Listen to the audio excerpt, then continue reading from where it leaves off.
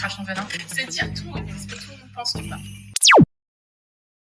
Je voulais savoir quel genre de petit garçon tu étais quand tu étais petit.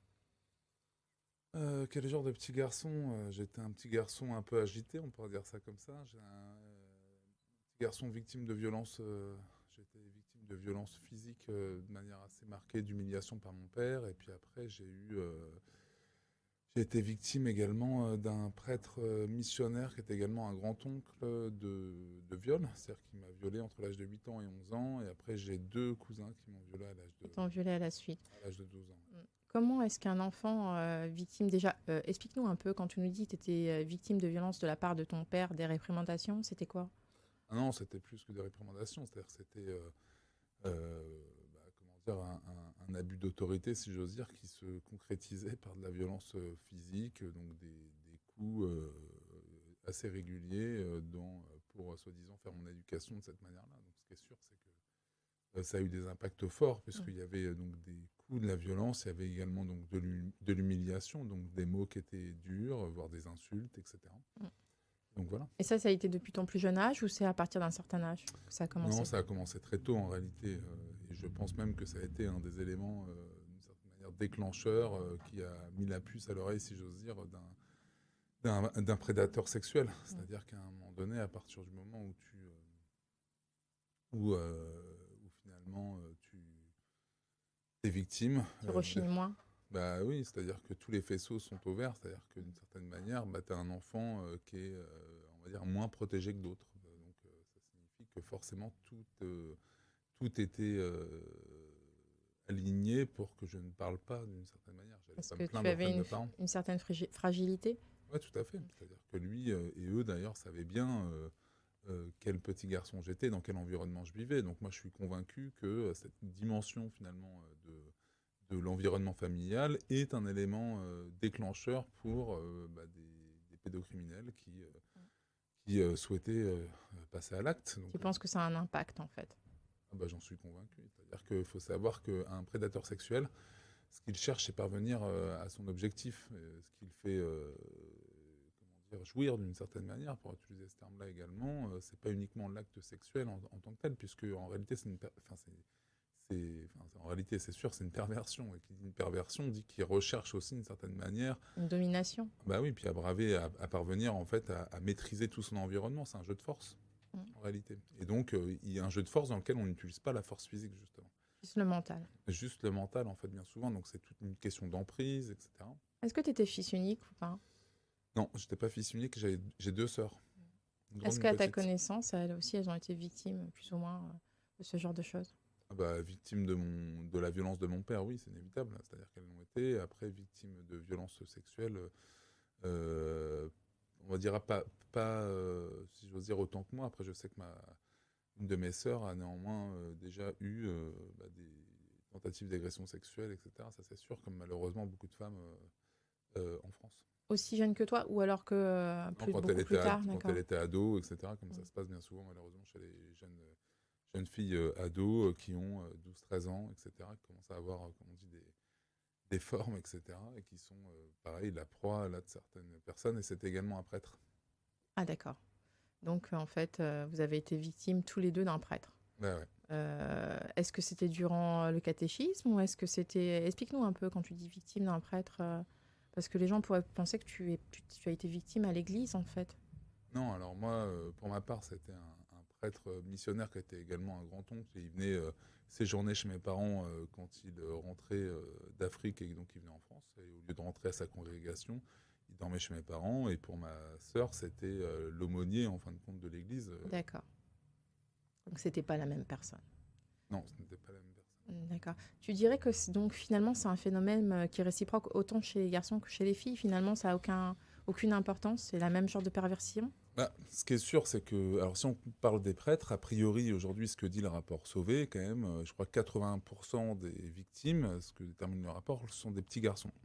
Donc ça signifie qu'il y a quand même quelque chose d'assez genré et qui est marqué au niveau de l'Église et qui ne s'inscrit pas du tout dans la même tendance, si j'ose dire, de la société, où ce sont majoritairement quand même des petites filles qui sont victimes de violences sexuelles. Même si on sait bien, quand les enfants sont jeunes, bien souvent, ce sont quand même les petits garçons qui sont le plus souvent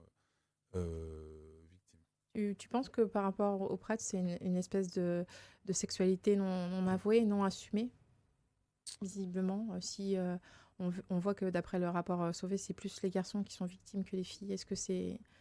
Bah, moi, je dirais déjà que c'est pas une sexualité en un, c'est-à-dire qu'on est Ouais. bien dans quelque chose qui est de l'ordre d'une perversion et donc d'un crime, parce que c'est bien de la pédocriminalité. Et après, ce que je pense surtout, c'est que, et c'est ce que l'Église a reconnu, ce qui est complètement dingue, c'est qu'il y a une dimension systémique. Mais pourquoi tu penses qu'ils se dirigent plus spécifiquement vers les petits garçons? Ah bah parce que tout simplement, c'est les prédateurs sexuels qui sont plus intéressés par les petits garçons et surtout toutes les conditions réunies sont réunies d'une certaine manière pour parvenir à l'objectif. C'est-à-dire que en tant que prêtre, ils ont un rôle ils sont dominants par rapport aux enfants, etc. Déjà qu'il y a une domination de l'adulte naturel il y a un rapport de force, je dirais, qui est en l'avantage de l'adulte quand on parle, je dirais, d'un enfant. Donc déjà. Deux, il y a la question, je dirais, de l'habit, qui fait qu'à un moment donné, il y a une autorité spirituelle qui rajoute forcément quelque chose. Mais on peut dire aussi que les petites filles elles vont au catéchisme, par exemple. Oui, mais Pourquoi c'est plus... bah, on ne parce sait pas. que peut-être que parce qu'il y a il y a tout simplement des prédateurs sexuels qui sont plus orientés vers des petits garçons qui effectivement se retrouvent sur les bancs de l'église. A priori, c'est ce que dit, c'est ce c'est ce que dit le rapport Sauvé, c'est-à-dire en disant que 80% des victimes sont des garçons. A fortiori, c'est que les prédateurs sexuels, parce qu'on ne parle pas pour moi d'une déviance sexuelle, hein, c'est là que moi j'y tiens Oui, beaucoup, parce que oui. souvent on parle de ça. Précise, hein, crash. Pour moi, c'est vraiment, enfin, c'est un crime. Il n'y a pas, Ah oui, tout il y a à pas fait. de comparable. Mm. Parce que c'est vrai que quand on parle, par un moment, on voit bien que l'éducation nationale, d'ailleurs, qui s'empare du sujet, on demande dans les cours d'éducation sexuelle, etc., la sexualité, de parler de cette question-là. Or, en réalité, il faudrait sortir ce sujet-là, faire effectivement des sensibilisations autour des violences sexuelles, mais que ce ne soit pas dans la sexualité d'une certaine manière, parce Tout que à ce fait. n'est pas une sexualité. Mm. Voilà, alors peut-être pour revenir, pour moi, donc j'ai dit 2 points. Un, effectivement, il y a un rapport donc domination adulte-enfant. 2, il y a la question, je dirais, du costume, de l'habit en quelque sorte. Et 3, tout est fait en fait pour qu'il y ait une impunité. Pourquoi? Parce qu'il faut savoir qu'aujourd'hui, moi je vois bien dans mon histoire, les archives par exemple des églises, etc., appartiennent au Vatican. Et du coup, il y a une immunité diplomatique. Ah oui, mais ça a été dit verbalement de toute façon, hein. Donc voilà, donc on se retrouve dans quelque chose où finalement, et puis... La confession avant tout. Exactement. Alors ça, c'est le 4, effectivement, ça aurait pu, ou le 3 bis, peu importe, c'est qu'effectivement, ils mettent le secret de la confession au-dessus des lois de la République. C'est ce qu'a dit quand même le lendemain du rapport Sauvé, Éric Dumoulin-Beaufort, moi je dis pas Monseigneur, etc., qui est le chef des évêques de France, qui s'empressait d'aller sur l'ensemble des plateaux, que ce soit à la radio, à la télé, etc., et qui disait de manière très claire, le secret de la confession sont au-dessus de la loi de la République. Est-ce que ça t'a choqué, ça? Bien sûr, ça m'a choqué. J'ai fait partie des personnes, effectivement, qui se sont... Ça m'a d'autant plus choqué. Et là, c'est important pour les auditeurs, les téléspectateurs qui nous regardent, qui nous écoutent. C'est que ce qui m'a d'autant plus choqué, c'est que quelques jours après ces mots, alors qu'on imaginait que Gérald Darmanin l'avait reçu en tant que ministre de l'Intérieur pour lui remettre les pendules à l'heure, etc. Pas du tout. On a su, justement, 1 ou 2 mois plus tard, on lui a remis la Légion d'honneur. On en a parlé partout. C'est-à-dire qu'en France, on remet la Légion d'honneur à une église, à des évêques qui reconnaissent être responsables, avoir une responsabilité systémique dans le viol de 330 000 enfants. Voilà ce que ça signifie en 70 ans, c'est-à-dire de 1950 à 2020. Moi, je ne comprends pas, c'est-à-dire que c'est la plus haute distinction qu'il y a au niveau de l'État. Le ministre de l'Intérieur, c'est également le ministre des cultes. Et en fait, c'est comme si on remettait une forme de mérite, c'est-à-dire qu'on reconnaissait un... Mais sur quoi? Tu as relayé l'information? Tu en as parlé dans les médias? Oui, on a même fait une tribune dans l'Obsider, etc., différentes choses. Et moi, personnellement, en plus, je peux le dire en tant que victime, et ça, c'est quelque chose qui me tient à cœur. C'est pour ça, effectivement, que j'essaye au maximum, à chaque fois qu'on me donne la parole, de pouvoir me déplacer sur les plateaux ou quoi que ce soit, ou de venir ici. Moi, ça a été un effet, ça a eu un effet, mais personne ne peut imaginer pourquoi, parce que je ne pensais pas, d'ailleurs, j'allais réagir comme ça au niveau du rapport Sauvé. Et le fait qu'on m'ait dit qu'il y ait 330 000 victimes, je me suis dit, je suis un parmi 330 000. Oui, mais va au bout de tes idées. Quel effet ça t'a fait? Eh ben, ça m'a fait en fait un effet d'invisibilité. Pourquoi? Justement. Parce que 1 parmi 330 000, je me dis que 330 000 enfants, en fait, c'est l'infini. Qui compte ici jusqu'à 330 000? Je me suis rappelé justement dans la cour d'école, quand on disait, bah, tiens, allez, on compte jusqu'à 100, on compte jusqu'à 200, etc. Ça, on peut encore compter jusqu'à 200. Mais amusez-vous à compter jusqu'à 330 000, personne ne peut. Donc, c'est l'infini. Et je me suis dit que c'est un massacre. Et donc, c'est faire partie intégrante, être victime de ce massacre, Accepter. accepté, Se su, soumettre à l'Église. connu de tous, et sans que l'État français ne fasse rien. C'est-à-dire qu'on aurait pu imaginer, moi je suis assez clair par rapport à ça, moi je me suis dit, très sincèrement, sur cette question-là, est-ce qu'on imagine une seule seconde, je dis bien une seule seconde, que l'islam ou le judaïsme se comportent de la même manière? Autrement formulé, est-ce qu'on peut imaginer que si l'islam demain de France dise oui, on est responsable de 330 000 victimes, etc., est-ce qu'on peut imaginer Ça un sera seul pas perçu instant de la même façon. qu'il y ait un tribunal coranique en France qui gère ce type de situation, ou une commission coranique, on peut l'appeler comment? Jamais de la vie, jamais. Jamais, parce qu'on dirait tout de suite, on ferme tout, on arrête Alors tout, pour etc. toi, c'est quoi? C'est une mascarade? Pour moi, c'est quoi? Oui. C'est non, c'est une confusion complète. C'est-à-dire que ce qui est dit, en fait, là où il y a un effet de sidération, il y a une confusion complète entre, soi-disant, la séparation entre l'Église et l'État. C'est pas ça, en fait. C'est-à-dire que, est-ce que dans les églises, on peut tuer des enfants, par exemple, sous prétexte qu'il y a Est-ce que tu penses qu'il faut vraiment intervenir et changer certains textes? Est-ce que Mais tu moi, je penses pense que le c'est- nécessaire est fait, en réalité. C'est-à-dire que l'Église se réfère, en fait, à un décret qui date de 91, pardon. C'est ce que dit, d'ailleurs, le rapport Sauvé. Or, entre 1891 et maintenant, il y a eu simplement la loi de 1905. Et la loi de 1905, elle est formelle sur la manière dont les prêtres, notamment, doivent dénoncer. Alors pourquoi c'est pas appliqué? Bah, tout simplement parce qu'il y a une confusion, parce qu'on voit bien qu'il y a une place particulière de l'Église en France. Donc ça veut dire que, soi-disant... Est-ce que c'est parce que c'est une certaine corporation? C'est comme la justice, par exemple? Oui, mais je pense que même au-delà, je pense qu'il y a une dimension spirituelle. C'est-à-dire qu'on voit bien que la société, par rapport à ça, bah, c'est ce qu'on appelle les valeurs, soi-disant, chrétiennes. Alors que moi, je pense qu'au contraire, ça leur fait du tort. Moi, là où je dis que l'État doit agir, en réalité, c'est pas l'État doit agir uniquement pour punir, en réalité. C'est l'État doit agir aussi pour aider. C'est-à-dire que toute institution qui, d'une certaine manière, Tendre la main. n'est pas... Bah oui, c'est-à-dire toute institution qui s'écarte des lois de la République, parce que c'est ça quand même, accessoirement, enfin je dirais, c'est pour ça que je Doit prenais être l'exemple. sanctionné. C'est pour ça que je prenais l'exemple de l'islam, pour moi il est bon, c'est-à-dire que l'islam, quand il y a un prêche douteux, Bah, c'est sanctionné. bah, c'est sanctionné tout de suite. Il y a le ministre de l'Intérieur Tout de suite. qui arrive, paf, machin, et à juste titre, parce que effectivement ça n'a rien à faire avec les lois de la République, et qu'à un moment donné il y a une vigilance à avoir. Mais Ça, tu voudrais que ça soit pareil partout. mais ça, c'est non, Dans mais tous les c'est cas de pire. figure. C'est que ça, c'est un délit en réalité. C'est-à-dire que les prêches douteux, ce sont des délits. Oui. Or, Mais c'est nous, pas dans le sanctionné. cas, c'est un crime. Les délits sont les prêches douteux peuvent être sanctionnés à un moment donné. Oui, Ça mais veut la dire que- plupart du temps, ils ne le sont pas, puisque de toute façon, comme tu disais tout à l'heure, ils font prévaloir le secret de la confession par rapport... Ah, mais alors, dans le cas de l'Église, c'est même pas. Alors, Ouais, dans non, le cas de mais l'Église, voilà. c'est pas le prêche douteux, c'est effectivement la question de la non-dénonciation. Donc, c'est ce que ça n'a aucun sens. Tout à fait. Voilà. On va revenir un petit peu en arrière, parce que je voulais qu'on parle de l'Église un petit peu, puisque tu avais été agressé par un prêtre. Je voudrais savoir quand tu étais à l'école, est-ce que ça se ressentait que tu étais victime? On va retourner en arrière quand tu étais enfant. Est-ce que tu as montré quelque chose? Est-ce qu'un prof, une maîtresse, enfin, est-ce que quelqu'un a vu quelque chose?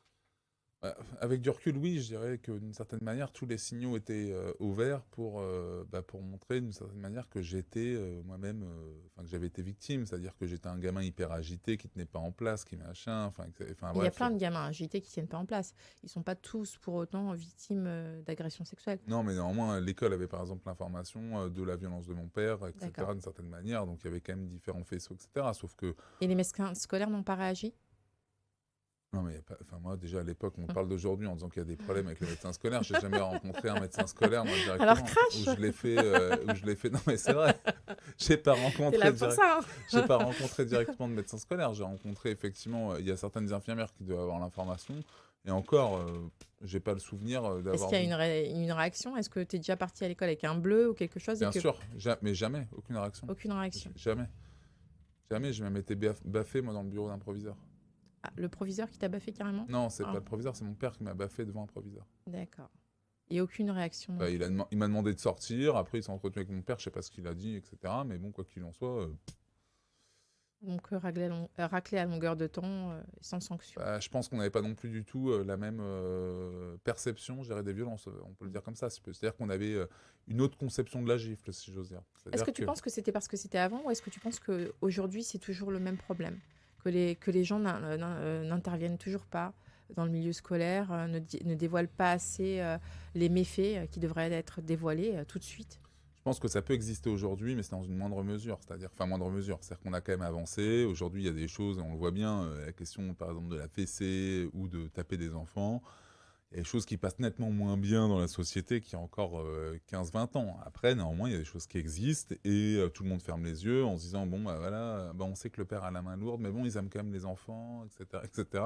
Ça, c'est des situations qui existent. On le voit bien, malheureusement. Il y a plein de situations comme celle-là. On a vu des médecins sanctionnés. C'est pour ça que je te pose la question, pour avoir dénoncé certains méfaits. Ouais, tout à fait. C'est-à-dire que ça existe également. C'est-à-dire que, Comment tu l'expliques ça? Que des médecins qui décident de dévoiler le problème soient sanctionnés? bah, je l'explique de manière très simple, c'est-à-dire qu'on a aujourd'hui l'ordre des médecins. L'ordre des médecins, c'est une autorité autonome, indépendante. Donc encore une incorporation, comme je disais Eh tout ben, à l'heure. exactement. Donc, alors si je comprends bien, c'est pour ça que je parle d'incorporation. C'est-à-dire ça fait un peu comme la justice, un peu comme l'Église et un peu comme l'ordre des médecins. C'est des corporations différentes. D'accord. On continue. Ouais, c'est ça. Non, mais c'est exactement ça. C'est-à-dire que c'est des questions de corporation. Après, voilà, là où il y a une différence, c'est vrai qu'il y a une place particulière, par exemple, au niveau des médecins. Ça, c'est indéniable. Après, je pense que les médecins n'ont pas non plus la même place, par exemple, que les prêtres. L'Église, il y a vraiment une dimension, je pense, de spiritualité. Spirituelle qui se rajoute. Eh oui, à la qui question. donne. Alors après, il est vrai que le médecin est sacré aussi en regard de la place qu'il peut avoir au niveau, comment dire, en lien. Mais Et surtout humainement, le médecin, quand même, il a prêté serment.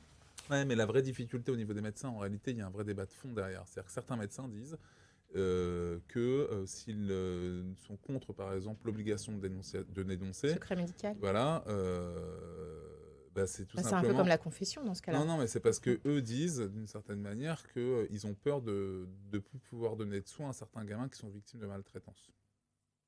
C'est-à-dire, tu peux nous développer ça? C'est-à-dire en disant que si ils sont obligés de dénoncer des violences sur des gamins, ils ont peur que certains gamins qui sont victimes Ne viennent plus. ne viennent plus parce que les parents violents, du coup, ne D'accord. les amèneraient plus. Moi, je suis assez. Moi, je pense très sincèrement en ce que je vois, c'est pour ça que moi, mes idées sont assez claires. C'est de me dire déjà en faut arrêter de poursuivre des médecins qui dénoncent. Ça, c'est la Oui, première c'est chose. invraisemblable. Et puis, effectivement, en deux, pour moi, la question de l'obligation, c'est quelque chose qui s'accompagne, mais je pense qu'à un moment donné, c'est aussi mettre un coup d'arrêt directement. Parce que ce qui est compliqué quand même dans cette histoire, c'est qu'on se dit qu'à l'hôpital, il y a l'article 40. C'est-à-dire qu'un médecin qui s'aperçoit de quelque chose avec un gamin qui franchit le seuil de l'hôpital est obligé de signaler. Article 40. Par contre, un médecin généraliste Oui. qui voit peut-être le même gamin dans son cabinet, lui n'est pas obligé de signaler. Pourquoi? Parce qu'on va dire que le degré d'urgence n'est pas le même quand on franchit le seuil d'un hôpital que d'un cabinet médical. Or, c'est la même chose. Bah, ça se discute parce que je suis pas sûr dans certains endroits, par exemple en France, pour aller à l'hôpital, tu fais, je sais pas, 50, 60, 100 bornes. Donc tu vas pas à l'hôpital et du coup tu vas chez le médecin généraliste de proximité qui peut peut-être, je sais pas, même recoudre, etc. etc. Donc la frontière est mince. Est-ce que en disant ça, on s'appuie encore une fois sur une réalité purement urbaine? Donc on s'appuie sur vraiment ce qui existe au niveau des villes, avec un maillage, je sais pas, avec des hôpitaux, machin. Et encore, on voit bien qu'aujourd'hui, c'est un vrai problème.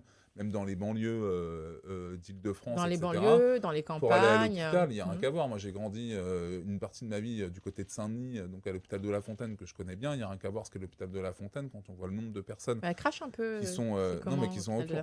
L'hôpital de La Fontaine, c'est un hôpital qui manque de moyens, comme d'autres hôpitaux, de manière très claire. C'est-à-dire qu'on se retrouve dans quelque chose, et puis avec manque de moyens humains, manque aussi évidemment de moyens pour être en capacité de rénover l'hôpital et pour accueillir des personnes qui, en plus, sont quand même confrontés aussi à de vraies difficultés médicales parce que ce sont les personnes les plus pauvres, notamment en Seine-Saint-Denis. Oui. Et ça, c'est une réalité aussi qu'on connaît.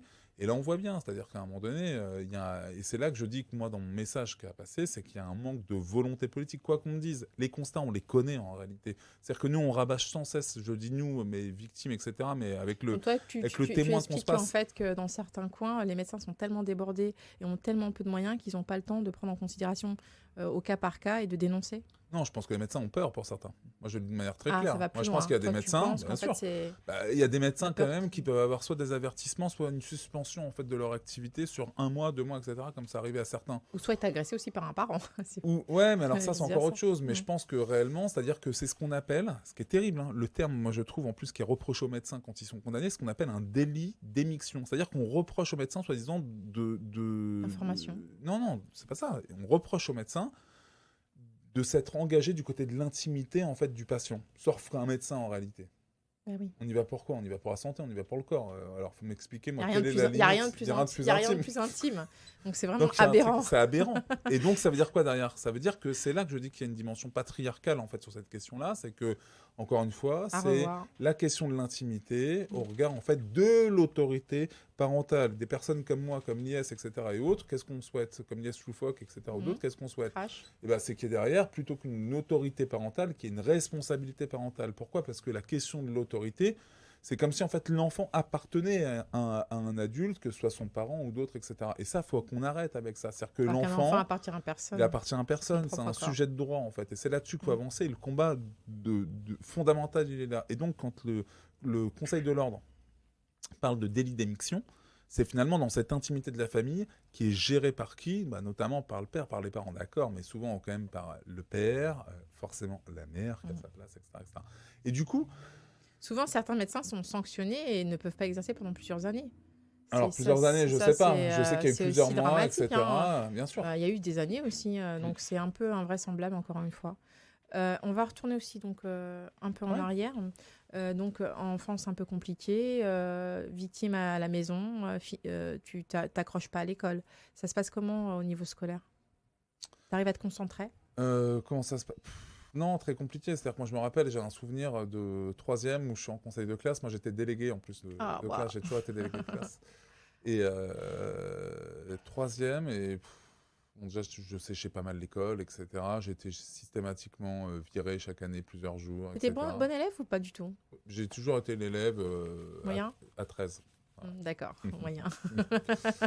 Et en fait, quand j'arrive en 3e, ça a marqué, j'ai eu le conseil de classe qui me dit, de toute façon, pour Arnaud, c'est la voie de garage.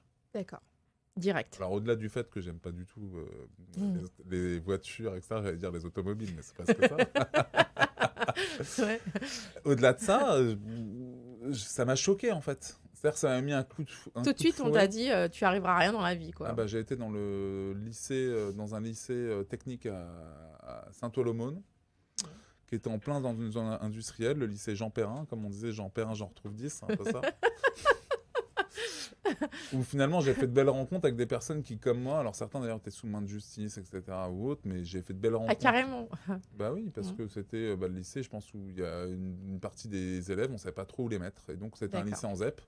Il n'y avait rien, je me rappelle, ça m'a marqué parce qu'il y avait une gare qui s'appelait Pont-Petit. Oui. C'était un quai de gare en fait. Il y avait un quai. Rien, un quai. C'est-à-dire un truc Donc, pour les. voué à l'échec. Un truc pour les. Un truc pour les. Qui aurait cru, toi qui fais tous les plateaux télé? Non, mais attends. Non, mais un truc. Ouais. Mais du coup, Invraisemblable. non, mais en même temps, Vas-y. j'ai trouvé en même temps beaucoup de valeurs de solidarité, etc. Avec des jeunes qui venaient de. On venait de tout le 95 en réalité. Et il y avait un vrai esprit de solidarité. Après. Beaucoup de communication. Beaucoup de communication. Ce qui est vrai, c'est que c'était 1200 élèves, 1200 mecs quasiment. Il n'y avait que 30 filles dans l'école. Ah ouais.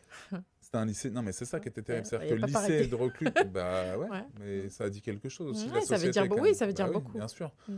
Et puis, du coup, voilà, moi, les souvenirs que j'ai d'école. Et là, je me suis mis, en fait, dans ce lycée-là, en réalité, là où on pensait m'avoir mis de côté pour que je finisse, alors que moi, je voulais pas du tout finir, parce que j'ai les moteurs, Oui. etc. Moi, Ouais, je ouais. suis pas du tout là-dedans. Ouais. Et ça m'a jamais plu, et ça me plaît toujours pas.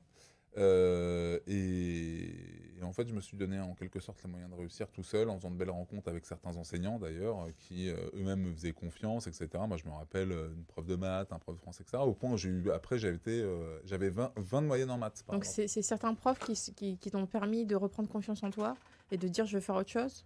Ah ouais, j'ai fait de belles rencontres, c'est sûr. Après, j'ai eu un bac S, etc. Enfin bref, j'ai fait Donc ma- t'as repris, en fait, t'as repris tes études ou t'as continué dans cette voie? J'ai continué, c'est-à-dire que, mais par contre, j'ai pas voulu m'engager dans une filière technique. D'accord. J'ai jamais voulu, moi, je leur ai dit. Au début, j'ai fait Donc t'as repris les études générales. Oui et non, c'est-à-dire que j'ai passé quand même un bac S Voilà, avec c'était crash. un ancien, bac, Mmh. ce qu'on appelle maintenant bac Un sciences bac de de tran l'ingénieur. c'est un tran un tran Non, non, c'est un transition? bac c'était l'ancien bac E en réalité, Mmh. c'est-à-dire que c'était tout comme le bac S et à la place de la bio, on avait, électronique, D'accord. électrotechnique, microtechnique, productique et cetera, tous les trucs de Tout ce dingue qui et t'intéresse pas. moi qui aimais pas ça, mais du coup je l'ai eu. Ouais. C'est pas grave, je l'ai eu, hop, Bah, à c'était 13, une épreuve et après j'ai fait de l'anthropologie, ça a déçu tout le monde et alors après je tu me vas suis nous expliquer ça aussi. bien sûr, bah après enfin voilà, je me suis dit que je me voyais pas du tout aller sur un truc d'ingénieur ou quoi que ce soit, c'était pas mon truc. Donc un jour, tu t'es posé, tu t'es dit, comment c'est que tu as choisi quoi? Tu t'es dit: «Comment je vais faire? Je veux pas rester à faire ça». Non, non, alors déjà tout s'est passé que j'ai loupé moi tous les trucs, je crois à l'époque c'était Ravel, je crois un truc comme ça, c'était les orientations Oui, pour bah oui. machin. Et ben moi forcément comme j'étais à l'ouest, j'ai tout oublié et à la rentrée je me suis dit mais qu'est-ce qu'on Comment fait? je fais? Ouais. Et du coup j'ai tapé à la fac de Saint-Denis à l'université Paris 8 et j'ai commencé mes études. Ah, ça a été le fruit du hasard un peu alors, Bah oui, on va c'est dire, quelque chose qui mmh m'intéressait, mais je suis passé du côté out, mh. c'est-à-dire que j'étais pas dans la filière normale et il y avait de la place en anthropo. J'ai commencé anthropologie, ça m'a plu. J'ai bouquiné, j'ai machin, et puis Qu'est-ce qui t'a plu dedans? C'est quoi qui t'a plu, l'anthropologie, la Oui. question de l'anthropologie, pour moi, ce qui me semble tout à fait intéressant, c'est de déconstruire. C'est-à-dire que l'anthropologie s'attache à déconstruire en fait la société pour mieux comprendre ses fonctionnements. Alors Et décortiquer en fait. ouais, c'est décortiqué, mais vraiment, c'est-à-dire que là où la sociologie. Alors, on part de l'homme quand même, c'est-à-dire en se disant, on croit que l'homme, effectivement, enfin, on pense, le postulat, que effectivement, c'est un ensemble d'hommes qui vont, à un moment donné, et de femmes, bien entendu, qui vont, à un moment donné, faire société. Là où la sociologie part plutôt de la société pour arriver à l'homme et voir ses conséquences. Donc, moi, j'étais plutôt du côté, effectivement, de l'anthropologie pour me dire qu'en fait, une société, c'est une somme d'individus. Et ce qui est intéressant, c'est de s'intéresser aussi à leur représentation. Et c'est ce qui a fait que moi je me suis intéressé par exemple dans mes travaux à prendre anthropologie, notamment à l'école des hautes études en sciences sociales, parce qu'après j'ai été m'aventurer sur différents secteurs, j'ai fini à l'EHESS. Je me suis intéressé à une anthropologie de l'accompagnement, c'est-à-dire que ce qui m'intéressait c'était de savoir non pas comment est-ce que on accompagnait des personnes, etc., parce qu'à l'époque ce qui m'intéressait c'était notamment les personnes à la rue, Oui. mais surtout d'une certaine manière, quelles étaient notre représentation en réalité, pourquoi. Pourquoi elles arrivaient Non, à mais pourquoi même on accompagne en réalité dans la société? C'est bizarre ça, comme c'est truc. complètement une déconstruction en fait. Bah oui, c'est de se Mmh. dire que est-ce que réellement c'est naturel d'accompagner des personnes? Est-ce que réellement le travail social est naturel? Bah moi je ne pense pas.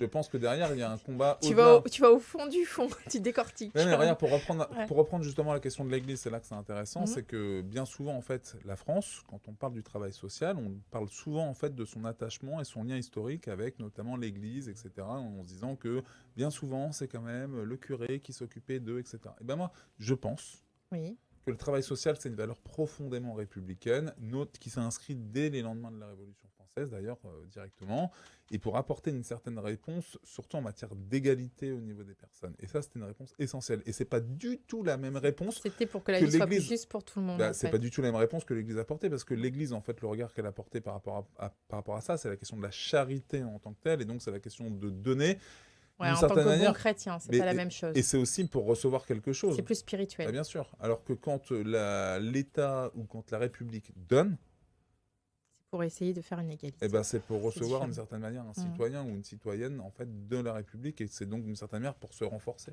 Il y a autre chose derrière. Je suis pas en train de Non, dire que la charité, c'est... c'est pas bien.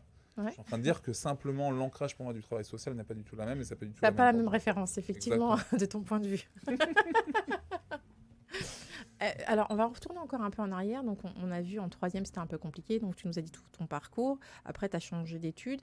Et alors, avec les femmes, on n'a pas parlé de ton adolescence. Vu tout ce qui t'était arrivé, tu as été victime de violences sexuelles et par un grand-oncle et aussi par deux cousins. Deux cousins, c'est ça? Ouais, tout à fait, c'est Ouais. exactement ça. Donc, tu as eu plusieurs agressions sexuelles. Est-ce que ça a apporté un chamboulement au niveau de ton adolescence, au niveau de ton rapport à la sexualité? Bah oui, bien sûr. Moi, j'ai eu des conséquences terribles Crache que un d'autres peu. victimes connaissent également. C'est-à-dire que, de manière très claire, j'ai cru au début avoir une forme de responsabilité dans les viols qui m'avaient été infligés.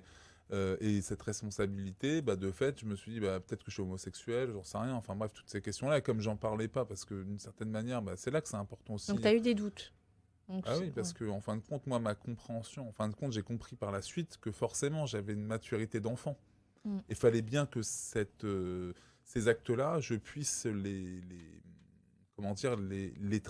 traduire dans mon logiciel en quelque sorte pour qu'ils soient acceptables. Mettre un nom dessus. Donc il y a une partie, j'ai fait de l'amnésie traumatique, voilà, et une autre, d'une certaine manière, les seuls moments qui me restaient, c'était ceux où je pensais, voilà, et surtout que, encore une fois, sur la question de l'emprise, moi, le prêtre en l'occurrence, parce que pour mes cousins, en fait, j'ai fait une amnésie traumatique totale de 15 ans. Donc tu t'en rappelais plus. Je me rappelais plus, et c'est au moment de séances avec un psy, justement, que j'ai pu, effectivement, que les souvenirs sont revenus. Mais pour le prêtre, ce qu'il faut bien voir, c'est que lui, initialement, il me présentait ça comme de l'éducation, déjà au début comme quelque chose de normal. Non. Un rituel. Et c'est plus complexe que ça. C'est-à-dire que c'est même pas un rituel. C'est-à-dire qu'il me disait, présenter ça comme une découverte de mon corps. D'accord, un apprentissage. 8 ans, encore une fois. D'accord. Moi, j'ai compris après. 8 ans. 8 ans, moi, j'ai un fils aujourd'hui de 6 ans, une belle-fille de 12 ans. T'imagines même pas. Non, mais c'est en les voyant, je me suis dit d'ailleurs, en voyant ma belle-fille à 8 ans, je me suis dit, ah ouais, d'accord. Mais parce que sur le moment, en fait, qu'est-ce qu'il y a de moi, entre moi, enfant, et moi, adulte, les seuls qui restent d'une certaine manière, moi je le perçois souvent comme ça, c'est les yeux. C'est-à-dire que c'est mes yeux qu'on pu voir, etc., et qui restent c'est les mêmes yeux d'enfant d'une certaine manière. Mais tout le reste, en fait, forcément a changé. Donc même le rapport au corps n'était pas le même en réalité. Donc lui, il me présentait ça au début donc, comme une découverte de mon corps, et après il allait vers une forme d'éducation sexuelle, en fin de compte un viol, réellement derrière. Et donc il a amené les choses petit à petit. Est-ce qu'il y a à des moments tu as senti du plaisir? Ou est-ce qu'à aucun moment tu as ressenti du plaisir? Non mais c'est important, non, je te pose cette question parce que... J'avais entre 8 et 11 ans. Crash. Entre 8 et 11 ans, t'as pas de plaisir. Parce qu'il y a beaucoup de gens. Je sais, voilà, je veux que tu craches en tant que victime. Je veux que tu dises qu'est-ce qu'un enfant de 8 ans ressent. Mais non, mais c'est un état de sidération absolue. C'est-à-dire, c'est pas du plaisir. T'as l'impression de sortir de ton corps. Je veux dire, sauf s'il y a des gens qui kiffent avoir le sentiment de sortir de leur corps. Mais je veux dire. C'est une violence inouïe. La dissociation traumatique, c'est ça. C'est quelque chose que je me remettrai peut-être jamais de ma vie. Enfin, je veux dire, c'est des moments qui sont atroces, abominables. Donc, qu'est-ce qui fait que y a une dissociation, que tu as l'impression de sortir de ton corps? C'est une forme de douleur tellement... Non, c'est justement pour échapper à la douleur. Oui. En fait, c'est un mécanisme qui est connu, qui est neurologique, qui fait qu'à un moment donné, il y a quelque chose qui se déclenche ou qui s'enclenche plutôt dans le cerveau et qui fait que tu es en dissociation, c'est-à-dire que tu dissocies de ton corps. Oui. Voilà. Et donc même, et je le dis souvent, comme si moi je me rappelle sur les premiers viols, je saignais par exemple. Oui. Je me rappelle, oui. J'avais pas de douleur. Oui, tu étais atroce. Dans ton corps. C'est de se dire, et d'ailleurs, de toute façon, j'ai été éduqué là-dedans. Moi, la douleur, même, encore une fois, avec un père qui était hyper violent, mon père, il y allait avec des martinets? Non, pas des martinets, mais des chausse-pieds en fer. Toi, les gros chausse-pieds, là. Oui. Et au bout d'un moment, en fin de compte... Tu sens plus rien. Tu sens plus rien, c'est tout. Tu sens... Et pour moi, il y a un lien de cause à effet. Voilà, peut-être. Mais je resterai toujours en me disant... Quand même, c'est-à-dire que moi déjà ce rapport au corps, même encore maintenant, ça m'arrive moi de me couper ou autre, etc. Souvent, de pas le ressentir. Non, on me dit, après ça peut arriver à d'autres, j'en sais rien. Tu saignes, etc. Mais moi j'ai une tolérance, je dirais, du mal d'une certaine manière, à la douleur. Qui est lié inévitablement à mon histoire et à mon rapport au corps, etc., de ce que je peux supporter. Enfin, je me suis déjà vu, par exemple, je sais pas, même courir... Beaucoup de victimes le disent, mais c'est pas très bien perçu, hein, et c'est même décrédibilisé par certains psychiatres. Bien sûr, parce que... Alors, crash, pourquoi ? Pourquoi ? Parce qu'en fait, ce qu'on oppose souvent aux victimes, en fait, c'est pourquoi est-ce qu'elles n'ont pas parlé, pourquoi est-ce qu'elles n'ont pas dénoncé, pourquoi est-ce qu'elles elles se sont pas défendues, pourquoi est-ce que machin, pourquoi est-ce que, en fait, que des pourquoi sans se dire au bout d'un moment que le pourquoi, en fait, il est pour les agresseurs. C'est ça le sujet de fond. Et sauf que systématiquement... Il y a une inversion, tu dirais ? Mais oui, regarde, prends la question de l'amnésie traumatique. Oui. Ok, l'amnésie traumatique est un sujet fondamental. Moi, je fais partie des personnes qui siègent donc au niveau d'ailleurs de la commission indépendante sur l'inceste et les violences sexuelles. Qui était déçu, et je le dis même ici parce que je militais pour que dans le rapport intermédiaire, par exemple, figure la question de l'amnésie traumatique était présente dans 95% des témoignages. Pourquoi c'était présent dans 95% des témoignages ? C'est très simple. Parce que la plupart des victimes, quand elles ont dit « voilà ce qui m'est arrivé », tu sais quelle était la réponse ? C'était « non mais attends, tu dis des bêtises, tu machin, etc. » ou « t'exagères ». En fait, on oppose l'amnésie traumatique à la théorie des faux souvenirs. L'amnésie traumatique a une valeur scientifique qui est reconnue Et en les tant faux que telle. souvenirs, Les faux souvenirs, ça n'existe pas. c'est ce que j'allais te poser comme question. non, ça Tu m'as existe pas. devancé. Non. Qu'est-ce que c'est que les faux Bah, souvenirs? c'est en fait une idéologie, au même titre que l'aliénation parentale, au même Oui, titre que d'accord. d'autres, etc. C'est qui- pas prouvé. Bah non, Voilà. mais qui est fait pour destroy. Décrédibiliser. Bah, bien sûr. Ok. Et que ça, en fait, systématiquement. Donc c'est toujours ce même mécanisme, en fait. Et toujours Et- par les mêmes professionnels. Mais oui, mais parce que Il y a pourquoi? un but précis? Bah non, mais le but, il est très simple. Le but, c'est que aujourd'hui, on vit dans une culture de l'invisibilité. C'est-à-dire que tout est fait pour que les idéologies Qui ont été ancrés qui ont restent. été ancrées restent et pour maintenir cette invisibilité. Qu'elles soient Regarde, vraies, qu'elles soient on va fausses. prendre un exemple. Regarde, Mm. prends la question de l'aliénation parentale où là aussi, on n'avait pas été au bout du truc. Je vais t'expliquer pourquoi. Pour moi. C'est-à-dire que pour moi, l'aliénation parentale, effectivement, qui est une fausse idéologie, voilà, patriarcale, encore une Oui. fois. Pourquoi cette idéologie, elle est contestable? D'ailleurs, explique c'est quoi l'aliénation L'aliénation Parce qu'il y a parentale, par c'est par exemple quand un enfant dit papa m'a mis son sexe dans la bouche à sa mère, que la mère le Veut le dénonce, on défendre. dit ouais non en fait c'est parce que l'enfant il dit ça parce que pas vrai. la mère elle a instrumentalisé son enfant. D'accord, tout de suite. Imagine forcément une mère dire ça, c'est vachement plausible. Et bien là où ça pose problème en réalité aussi l'aliénation parentale, c'est pas tant qu'on imagine ça. Est-ce que quelqu'un en France, Après la parole de l'enfant. non, est-ce que quelqu'un en France Mm. a déjà entendu qu'on traite un homme d'aliéné, ou qu'on dise d'un homme qu'il a eu une aliénation parentale? Jamais. Pourquoi?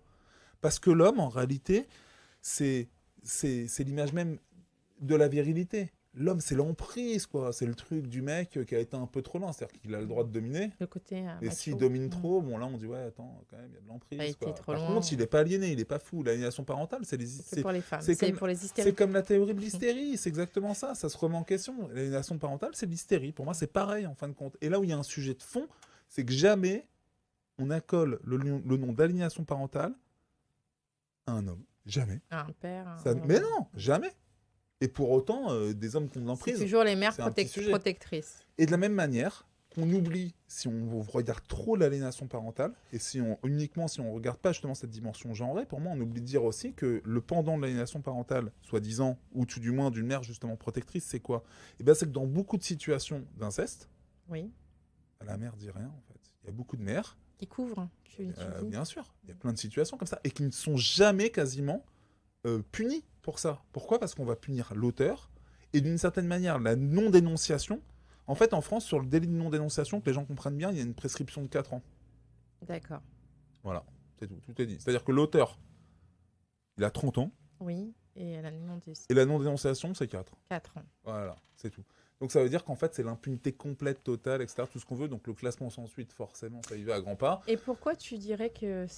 Enfin, tu dis il y a beaucoup de femmes, finalement, qui couvrent leur conjoint et qui dénoncent pas. Parce que c'est le système patriarcal. C'est-à-dire Mhm. que c'est maintenir le clan, maintenir la famille. Parce que sinon, si on dénonce, regarde ce qui se passe sur les mères protectrices, c'est pour ça qu'il faut les soutenir. C'est-à-dire qu'une mère protectrice, Crash.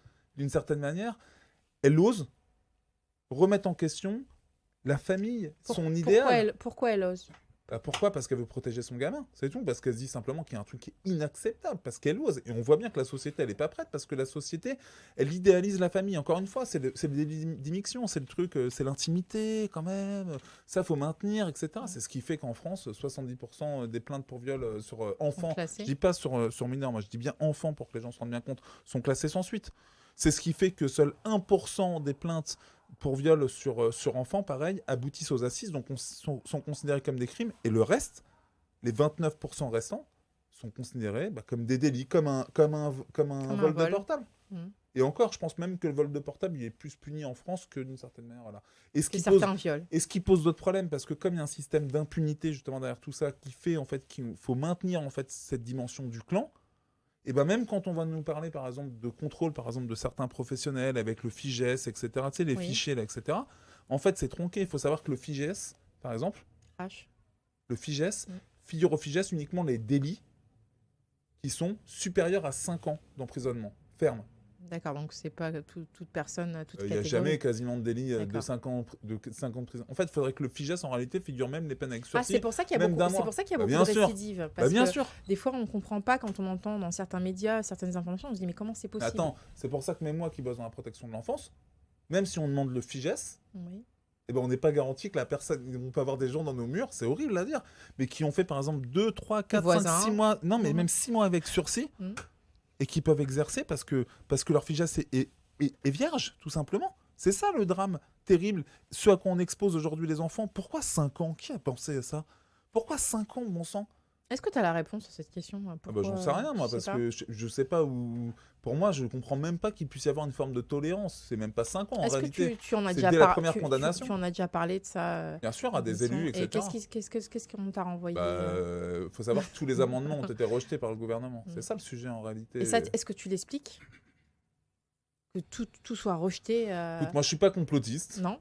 Après, normalement... Non, t'es réaliste. Non, tu je suis te bases réaliste. sur des faits. Après, j'explique, c'est simple, c'est un manque de volonté politique, tout ça. C'est-à-dire que réellement... C'est pour ça que je dis que les solutions, on les connaît. Le vrai risque qu'il peut y avoir à un moment donné, même si moi, encore une fois, je participe à certaines instances, comme la Civis, etc., ou d'autres, c'est que le risque, c'est que ce sont aussi des organes, je dirais, d'une certaine manière, du pouvoir, et qui sont balancés, comme toutes d'autres commissions, etc., pour éviter d'une certaine manière de prendre certaines décisions. Ah oui, on verra. C'est ce qu'a dit le président candidat, là. Il dit quoi? Il dit, oui, alors en fait, je vais appliquer toutes les recommandations de la Civis. Ah ouais? Eh mon gars, tu faisais quoi quand... Quand non, mais attends, qu'est-ce qu'il faisait quand il y a eu, en 2021, justement, quand il y avait la loi Billon qui est passée en février 2021, en réalité? Qu'est-ce qu'il a fait? Toutes les recommandations de la Civis, je dis bien toutes les recommandations de la Civis, sont tous les amendements que le gouvernement a rejetés. Ont été ignorés. C'est de l'hypocrisie, ou sinon c'est de la perte de temps. Mais de la perte de temps à ce niveau-là, c'est de mettre des enfants en danger. Oui, même Donc, y compris la clause Roméo et Juliette. Mais oui, mais tout. Mais bien sûr. Il faut savoir que cette loi... scandaleuse. Mais cette loi, c'est au-delà du scandale, en tant que tel, je dirais du débat politique que ça a suggéré derrière, en disant effectivement Roméo et Juliette, pour que les personnes comprennent bien, c'était de se dire que un adolescent soi-disant de 13-14 ans pouvait avoir une relation sexuelle, consentie avec une jeune fille, par exemple, de 18-19 ans, ou un jeune garçon, peu importe. Sauf qu'en réalité, il y a un délit d'atteinte sexuelle qui existe en France qui interdit toute relation sexuelle en dessous avec un mineur de moins de 15 ans. Donc c'était fait pour contourner, en fait. Et même, je veux te dire, rappelle-toi quand on était à l'école, sincèrement. Dès qu'il y avait même un gamin ou une gamine de 17 ans, machin, et que son copain ou sa copine avait 18 ans, et un jour on était là comme ça à l'école en train de rigoler, ah c'est du détournement de mineurs. On l'a fait ou pas? Oui. On l'a fait. Pourquoi? Parce que dans notre conscience, c'était de se... Non, le danger aujourd'hui avec un garde des Sceaux comme on a eu là, c'était quoi? Le garde des Sceaux, il a dit, ouais, en fait, c'est autorisé. Mais le drame derrière, c'est quoi? Le drame, c'est que si tu recoupes ça en plus après derrière avec les questions de prostitution des mineurs, etc., où ils nous ont sorti leur violon derrière... Ne serait-ce que les tournantes. Mais exactement. Parce qu'à l'époque, moi, j'avais posé la question et je la repose aujourd'hui. Est-ce que tu penses qu'ils savaient ce que c'était qu'une tournante? Exactement. Non, mais c'est hallucinant. Moi, franchement, ça me fait bondir. Ça me fait bondir parce qu'on est passé à côté de quelque chose. Ça voudrait dire que les victimes qui vivent ceci ne seraient pas considérées comme des personnes... Non, mais ça veut dire que surtout... Alors, ça veut dire ça, mais ça veut dire surtout aussi que quand tu as 80 000 personnes dans ce pays qui osent témoigner, comme j'en ai fait partie, notamment sur Twitter et autres, qui font partie du MeToo inceste, qui se sacrifient d'une certaine manière pour qu'on puisse protéger les enfants, etc., qui s'investissent, pas parce que nous on se dit ah ouais super, etc. Moi qu'est-ce que je gagne à venir ici? Non, parce que rien. Cracheux ça, parce que beaucoup de gens pensent que c'est financier. Mais pourquoi? Parce aussi, que c'est un sacrifice. Oui, mais beaucoup de gens parlent d'argent aussi. Oui, parce que les gens fantasment. Mais pourquoi? Parce qu'on souhaite, nous, évidemment, c'est un sacrifice qu'on fait sur notre propre vie, sur nos vies de famille d'ailleurs également.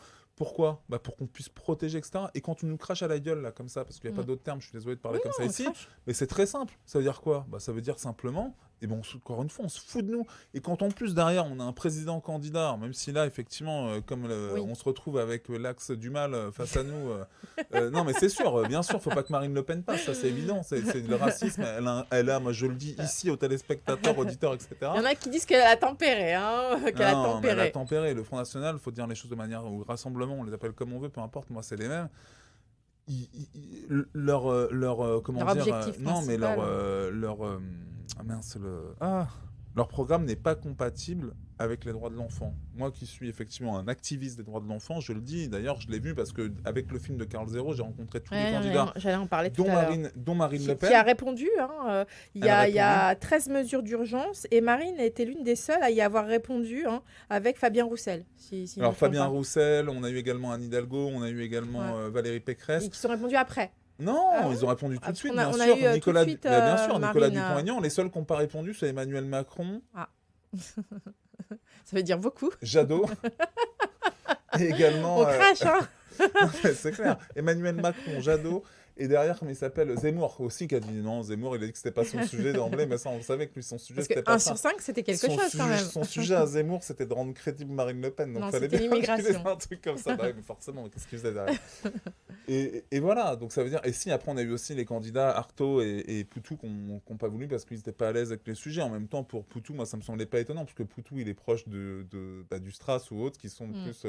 Voilà, c'est travailleurs du sexe, etc. Moi, je suis un abolitionniste. Moi, je dis que la prostitution, même s'il faut venir en aide aujourd'hui aux femmes, effectivement, qui sont, ou aux mineurs qui sont en situation de prostitution, je dis que dans tous les cas, en fait, la prostitution, c'est pas un travail. Surtout que beaucoup C'est un viol d'étudiants tarifié. Bien sûr. actuellement font de la prostitution. Tout On à a fait. vu que ça a augmenté C'est un puissance viol, 10, c'est un viol tarifé. c'est surtout tout. pendant le Ah ouais. Covid. Hein. La Même Covid, si les hein. personnes disent soi-disant ouais, je suis consentant, machin, non, arrêtez quoi.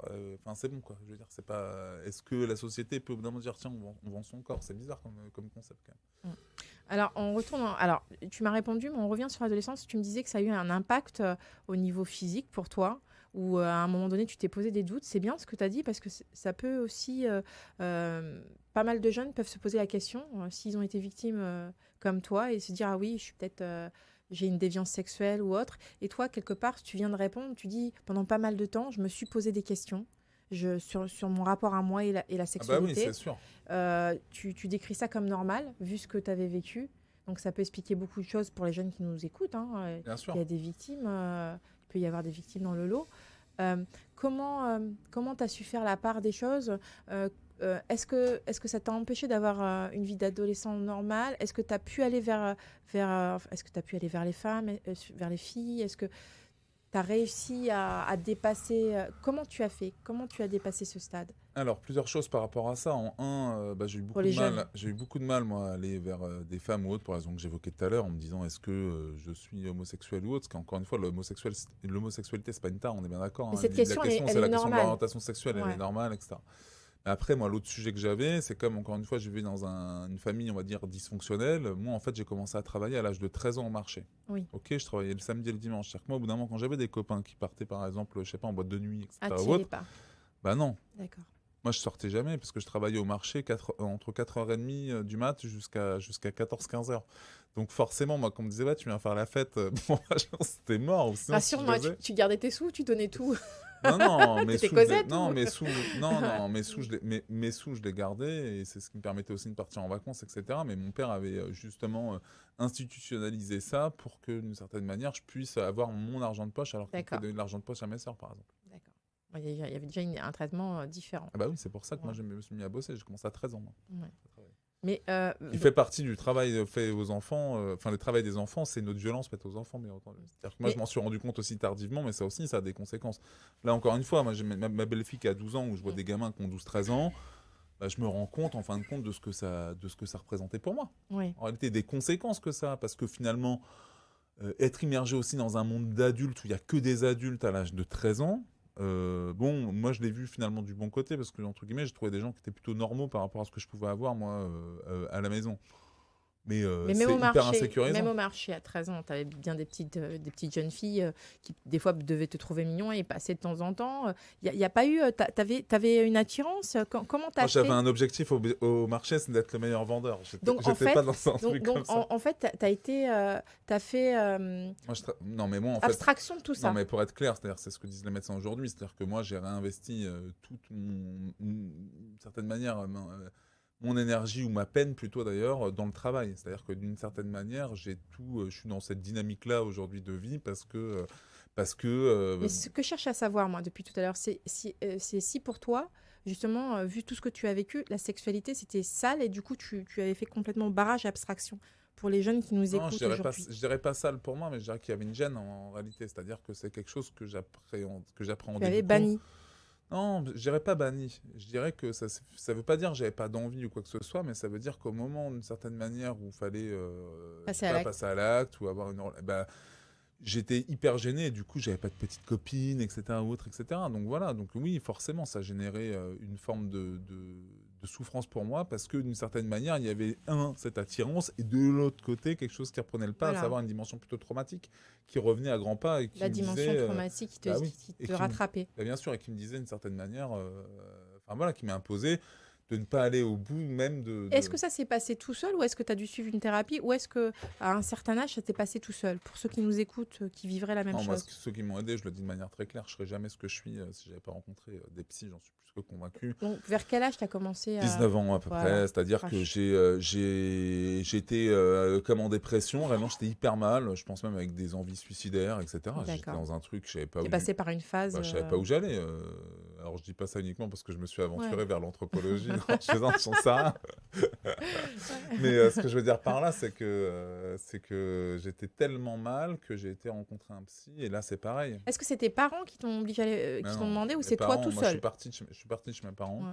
à l'âge de 18 ans et demi, 19 ans. T'es juste très une précoce, fois. hein, t'étais précoce dans tout, hein, en fait. Hein. Et donc j'ai habité pour ceux qui connaissent, un premier appartement à la Tour Bleue à Cergy. C'est Ah ouais. les loyers les moins chers Ouais. de Cergy, etc. T'as fait les banlieues quand même, hein, Cergy, Bah, moi je suis banlieusard, je revendique. Saint-Denis, ouais, tu Je revendique le ouais. 95-93 et toutes les banlieues. Aujourd'hui, je sais Non, forcément. parce que comme tu es c'est-à-dire- beaucoup dans Paris, c'est vrai, Oui, mais parce que voilà. parce que c'est mon métier, j'ai directeur général aujourd'hui d'association Oui, qui puis fait que. c'est ton combat aussi, ça te mène à... Oui, oui, tout à fait. Mais bon, après, j'ai toujours mon cœur est banlieusard. C'est ce que enfin, après, moi, je suis un banlieusard du Nord. Ça veut pas dire que je regarde pas les autres, mais ça veut dire que forcément, moi, enfin, j'ai un attachement, par exemple, aujourd'hui, notamment à la Seine-Saint-Denis. Bah oui, je suis passé, moi, par Saint-Denis. Tu me rappelles etc. un chanteur qui est très féministe aussi, Grand Corps Malade, hein, Ah bah oui, que je connaissais. qui est de Saint-Denis était aussi, et Saint-Denis, qui... bien sûr, voilà. toujours, Oui. on représente. Ouais. Alors, tu pars habiter dans le 95 et là, tu te sens mal et tu te dis, je vais suivre, finalement, je vais faire quelque chose, je vais suivre une thérapie. Bah, c'est-à-dire, j'ai senti le truc. Alors déjà, première chose, moi j'ai connu, et c'est vrai que c'est important pour les jeunes aussi, Oui, c'est pour ça que je suis j'ai là-dessus. connu aussi toutes les phases où, par exemple, j'ai fumé énormément de shit. Ah, voilà. tu comprends, voilà, crash. Parce qu'il y a J'ai- une cause, il y a des causes à effet après. J'ai bu pas mal d'alcool. Voilà, c'est-à-dire pas mal d'alcool, ça veut dire quoi? Ça veut dire au moins, des fois, je pouvais aller jusqu'à, je sais pas, une bouteille de whisky. Est-ce que tu dirais que etc. c'était pour... Non, puisqu'il y avait l'amnésie traumatique. Il y avait un mal-être, tu savais pas forcément ce que c'était, mais c'était là. Je dirais qu'au début, j'ai pris ça en fait comme une forme d'autodestruction et j'ai compris par la suite que ce n'était pas une autodestruction, je l'ai vu de manière plutôt positive, c'est ce qui m'a permis en fait de tenir en réalité. Ah, C'est-à-dire que décon- c'était t'as un encore peu comme une forme déconstruit. de médicament. D'accord. Alors après, c'est sûr qu'il y a un risque. C'est-à-dire que moi, systématiquement, je dis ça parce que systématiquement, dans mon mécanisme, en fait, je sais m'arrêter si j'ose dire attends. C'est-à-dire que moi, comment dire, je joue avec le feu, quoi, d'une certaine manière, sur ces questions-là. Et c'est-à-dire qu'à un moment donné, je me suis dit, bon, allez, le shit, j'ai arrêté direct, alors que je pouvais fumer jusqu'à 10-15 joints par jour. Comme beaucoup de jeunes Ouais. victimes qui boivent énormément, ou alors que, dans le cas inverse, quand c'est des femmes qui vont, comme tu dis, qui jouent avec le feu, qui vont jusqu'à Avoir des conduites à risque, à bien sûr. des conduites provocatrices et qui peuvent conduire à des drames, mais justement, sans vraiment savoir pourquoi des fois. C'est vraiment, comme tu disais, jouer avec le feu. Donc voilà, et je me suis rendu compte surtout que finalement, derrière tout ça, je faisais pour moi une forme de dépression. En fait, c'est comme ça que mon médecin généraliste, dans un premier temps, parce que c'est suite à un médecin généraliste, je me rappellerai. Mais t'allais en cours. Non, j'allais. Une fois sur 10. On m'appelait le touriste. Allez. J'ai eu mon bac. Et tout. T'as un chanceux, toi aussi. Et j'ai- Ils te l'ont donné, allez. Pas du tout, en plus.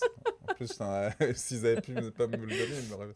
Voilà, mais bon, peu importe. Ouais. Et du coup, le médecin me dit au début oui. Alors au début, le médecin il m'a prescrit des antidépresseurs, Prozac, machin. Attends, t'as choisi ouais. par hasard je Non, reviens, attends. ouais. Au début, c'est un médecin généraliste. C'est-à-dire D'accord. que comme j'étais pas bien, il me dit oula, lui il est pas bien. Oui, Il me cachetonnait un peu. d'accord. Je vais voir le médecin, je vais voir le psy, un psychiatre à l'époque. Les cachetons forts. Ouais, enfin le truc, Oui. l'exomil, machin fort, ça va Ouais, quoi. bah oui. Bah oui, mais bon. Avec l'alcool, ça. Oui, voilà, en Ouais. plus. Forcément, moi je Ouais. faisais un cocktail. Ouais, molotov. Hein. Et en fin de compte, je vais voir le psychiatre et là il m'a choqué. Mm. Je t'explique ce qu'il m'a Oui. dit. Il m'a dit, monsieur, moi avec moi, Mm. le traitement va arrêter. Vous savez pourquoi? Parce que vous n'êtes pas malade. Direct. Je dis, mais pourquoi? Il me dit, mais en fait, les gens qui vous ont fait du mal, c'est eux qui sont malades. Direct. Ouais. Il a direct, il a. Donc il a dit, vous direz de ma part au médecin généraliste. Ouais. Et du coup, ça m'a... Alors ça m'est arrivé d'arriver des fois, je sais pas, où je picolais, machin ou autre, je sais pas, machin. Et Pour lui, c'était pas pareil. Du coup, il représentait les choses et donc il m'a Différemment. permis de comprendre. Je le voyais quand même à raison de 2 fois par semaine. Mm. D'accord. Et là encore, j'avais de la chance. J'étais moins, je dirais, chanceux aujourd'hui, si j'ose dire, en termes de vie économique. Parce qu'à l'époque, en fait, quand je rencontrais ce psychiatre, Oui, là, c'est un message pour moi extrêmement fort. C'est-à-dire que c'était 2 séances 2 séances. par semaine. C'est important de le dire. 60 € chaque séance, 120 € fallait sortir. Et donc 120 je €. bossais au marché et j'étais en même temps maître d'internat dans un lycée hôtelier à Auguste Et Escoffier tu sentais, à Éragny. tu sentais que tu avais besoin de ça, donc tu étais prêt à sortir les 120 €. Bien sûr, toujours. Bah Ouais. oui, la question ne se posait pas, je sais. Donc Et ça veut derrière, dire qu'après tes je séances, faisais mieux. tu te sentais mieux. Je faisais mieux parce que Oui. derrière, je me rappelle, à l'époque, je faisais tout pour être le meilleur vendeur et le meilleur vendeur au niveau du marché avait une prime. Je me D'accord. suis dit, si je suis suffisamment malin, si je suis meilleur vendeur, bah, quelque part, en fait, c'est le marché, Ça te c'est paye, la prime qui va me payer le psy. le psy. Et comme ça, je suis pas trop machin. Mm. Du coup, j'arrivais un peu à gérer le truc. Et j'ai fait ça jusqu'à l'âge de... J'ai fait ça de 13 ans à... De 13 ans à 23 ans, j'ai bossé au marché. Je bossais 10 ans au marché, moi. Marché de Montigny-les-Cormeilles, marché de... Tu les as tous fait, quoi. Marché d'Aubonne, marché de Saint-Leu-la-Forêt, Oh, t'es marché vraiment de un Saint-Prix, banlieusard. marché de Taverny, j'étais là. Alors, tu dirais quoi? Tu dirais que c'est finalement, c'est ce psychanalyste? C'est un psychanalyste? J'ai fait 10 ans, en fait, de psychanalyse. Alors, j'ai un peu de mal, moi, avec ce terme psychanalyse, Alors, parce crash, que je dis trouve comment que la tu- manière dont on aborde des fois la psychanalyse, effectivement, il y a... Des bons et des mauvais? Non, mais effectivement, il y a des regroupements, des fois, de psychanalystes, Mm. machin, qui vont avoir des points de vue un peu tranchés, sauf qu'en réalité, en France, il faut qu'on se le dise aussi de manière très simple, Mhm. il n'y a pas de psychanalyse, d'école de psychanalyse en France. C'est-à-dire Oui. qu'il y a des courants de pensée, mais après, et notamment sur la question des violences, les psys sont pas tous d'accord en fait sur cette manière. Ils ont du mal à se le dire. Moi, je le dis de manière très simple parce que moi, je pense d'ailleurs que le psychanalyste, moi, pour la petite information qui m'a suivi et qui fait, je pense, qui m'avait fait beaucoup de bien, bah, c'était quelqu'un qui a même fait des préfaces, je sais pas, de bouquins de Françoise Dolto. D'accord, carrément. Et pourtant, on va dire aujourd'hui, ouais, Françoise Dolto, mais à juste titre, elle avait fait des sorties complètement dingues, notamment sur la question des violences sexuelles sur enfants, Oui. en disant que d'une certaine manière, un Horrible. enfant, comme s'il pouvait avoir du Oui, plaisir, non, machin. mais c'est pour enfin, ça il y que avait un j'en truc parlais tout à complètement l'heure. bizarre. Quand je t'ai parlé de plaisir, je voulais Et lui, il n'était pas là-dedans. finir à ça. Ouais, Lui, il d'accord. n'était pas là-dedans, parce qu'en réalité, ben, les psys, ce qu'il faut se dire de manière générale, même si c'est vrai qu'il faut au bout d'un moment faire des recommandations pour voir jusqu'où voilà, on Mais va. il avait sa machin, manière de voir les choses, en fait. bah, le psy, il s'est formé, en fait. Mm. Bien souvent, les psys, c'est ce qu'ils font, c'est-à-dire qu'ils s'intéressent à certains sujets. Sûrement que lui avait eu d'autres suivis avant et qu'il s'est dit, bah tiens, alors voilà, faut que je m'oriente vers tel truc et tout, machin. Et donc j'ai eu cette chance-là pendant 10 ans, deux fois par semaine. Et c'est lui qui t'a fait finalement reprendre conscience de ce que tu avais oublié ou pas? Bah oui, parce que lui, en fait, lui, son job, ça a été notamment que j'aille rechercher des souvenirs d'enfance. On allait rechercher des souvenirs d'enfance. Avec des techniques spécifiques? Non, Non. pas de technique spécifique, c'est-à-dire qu'il y avait quand même une intensité au niveau des séances parce que c'était quand même deux Oui, fois 2 par fois par semaine. semaine. Voilà. Et c'était tôt parce que moi je me rappelle comme à l'époque je bossais, c'était souvent des séances. Moi j'habitais donc en banlieue, donc du côté de Cergy, et le psy était sur Paris. C'était des séances à 6h30 le matin. Ouais. Donc c'est-à-dire que je prenais Ouais, souvent. tu le voulais vraiment, hein. C'est-à-dire que je prenais souvent les métros, les RER à 5h du mat. C'est exactement Première ça. heure. Je filais sur Paname, comme on dit, puis après j'allais. Voilà, je savais même pas d'ailleurs à l'époque que j'allais un jour finir directement par habiter à Paris. Et quand tes souvenirs sont revenus, alors c'est revenu comment? Par étapes, d'un seul coup, que tu expliques bien cette espèce de mémoire traumatique que les gens ont du mal à comprendre? Alors, les faits sur mes cousins sont revenus d'un coup. C'est-à-dire que vraiment, c'était le moment, est-ce que vous vous souvenez de moments de l'enfance, etc. Machin. Enfin, ok. Ça, c'est revenu vraiment d'un coup. L'effet avec le prêtre, en fin de compte, ça a été beaucoup plus insidieux, si j'ose dire. Pourquoi? Parce que son mécanisme, en réalité... Mes cousins, en fait, il y avait une violence. C'est-à-dire que, les deux sont tombés dessus. Oui. Un m'a saisi les bras. deux poignets, et l'autre s'est mis, en fait, À la hauteur de à la hauteur, et surtout ses jambes, ses genoux étaient sur mes épaules, etc. Donc je pouvais plus bouger, il m'a mis son sexe dans la bouche. Donc, D'accord. un truc d'une violence inouïe, Oui. et qui est revenu, paf, de manière brutale, paf. Ça t'a fait Le grand un coup de massue, enfin, ça t'a fait... Quand je l'ai dit? Non, oui, quand Non. t'as revu tout ça... Non, alors c'était dingue ce truc. Ouais, bah, crash. C'est-à-dire que quand c'est revenu, ce qui était complètement dingue, c'est que je le raconte un peu comme ça, mais surtout que eux avaient dit à l'époque, ouais, tiens, comme on était en pleine en train de faire, en fait, mais comme d'autres, en fait, c'est là qu'il y a une vraie vigilance à avoir, une représentation théâtrale, etc., tu sais, pendant les vacances, etc. D'accord. Mes cousins avaient soi-disant présenté ça comme un jeu en disant ah ouais tiens tu vas voir ce qu'on te ferait si t'étais une femme, comme si déjà ça pouvait être un jeu. On est d'accord. Ok, donc ça dit quelque chose de la société quand même au passage. Mais du coup, quand je l'ai raconté au psy, d'une certaine manière je l'ai raconté comme ça, en disant ah bah voilà si j'ai ce souvenir là, il y avait du théâtre machin, gna, gna, gna. Enfin bon, sans... Et le psy m'a scotché là aussi, il m'a dit c'est un viol. Tout de suite. Ah non, mais puis alors, en plus, quand il t'a dit c'était un viol, le fait d'entendre ça t'a soulagé? Qu'est-ce que t'as ressenti? Ah, ça m'a mis en état ça m'a mis en PLS, je crois. T'as pas réagi? Ah bah ouais, sur le moment. Et souvent, d'ailleurs, quand je le raconte, c'était un silence derrière parce que bah, je me rappelle de cette séance et je fais plus... Parce que là, il te dit que t'es victime. C'est un viol. Et je lui dis... Et puis le pire, c'est quand derrière, effectivement, je vais raconter ça. Ce qui est ça qui est incroyable, je trouve, dans mon histoire. Je sais pas si c'est incroyable, mon histoire d'ailleurs, peu importe. Mais ce qui est incroyable, c'est que derrière, quand je vais raconter ça à ma famille, pour dire à mes parents... Tu sors du psy, machin. Tout ça, qu'est-ce qui se passe? Tu vas directement, tu vas dire directement à tes parents? déjà, je suis un peu en état de choc, machin, je sais pas trop ce que je fais de ce truc-là. Tu te rends compte que tu es victime. J'ai les séances d'après, machin, etc., qui arrivent finalement assez vite. Et puis à un moment donné, je décide d'en parler notamment à ma mère. Ma mère dit oh, non, surtout n'en parle pas à ton père, parce que ton père, on sait jamais quand même ce qu'il peut faire. Tu sais que c'est quelqu'un de violent, etc. Ta mère te dit ça direct? Ouais, ma mère a dit ça direct. Comment tu vis? C'est pour ça que je dis que toutes les mères ne sont pas protectrices. Ah ouais. J'ai un sujet, moi aussi, à débattre aussi de fond. Et non, mais beaucoup réagissent comme ça, quand même. Oui. Et parce que sûrement état de choc, machin, mais ça existe quand même, bon sang, faut pas le perdre de vue. Moi, je l'ai vécu. Et donc, elle me dit non, machin. Protection au niveau du père, là. Tu sais combien de temps elle a mis? 2 ans avant d'en reparler à mon père. 2 ans avant de dire à mon père que j'avais été victime. Et tu sais comment? Parce qu'à l'époque, la femme avec laquelle j'étais, un jour a dit à ma mère, mais vous vous rendez pas compte dans quel état il est, Arnaud, etc. Et ma mère a décidé d'en parler, en fait, un an, pardon, je dis des bêtises, 1 an. Parce que en fait, finalement, ce qu'elle t'avait dit, ta mère, tu le vivais très mal. Puisque et surtout ma mère. Le psy te dit... Ça n'a pas été suivi d'effet. Ouais. Le psy dit, en fait, comme ça s'est passé... Non, le psy dit, comme ça s'est passé quand vous étiez enfant, c'est important que ce soit vos parents qui traitent ça, parce que vos parents, comme vous étiez enfant, etc., comme ça permet de rétablir un peu quelque chose. Pour couper l'affiliation, ok. Voilà, un peu dans le truc. Ok, moi je comprends, puis en plus ça me semble cohérent, je veux dire, pas de problème. Donc je vais voir, bon, la réponse de ma mère, elle est un peu moins cohérente direct, donc elle a mis 1 an à prévenir mon père. Et toi, pendant cette année, tu le vivais très mal. Attends, et mon père, quand il a été au courant, là où moi aussi, je pensais que comme c'était un mec, l'emprise, quoi. Ouais, le mec, tu vois, genre, Et rien.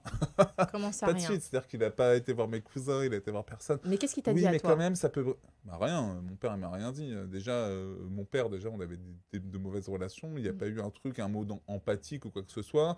Tout de suite, la réaction, ça a été de dire aussi après de mes sœurs, etc. Oui, mais bon, c'était un jeu d'enfant, c'est du touche-pipi, machin, le truc qu'on connaît habituellement, la violence inouïe, etc. Il y a un rejet du fait, quoi, ouais.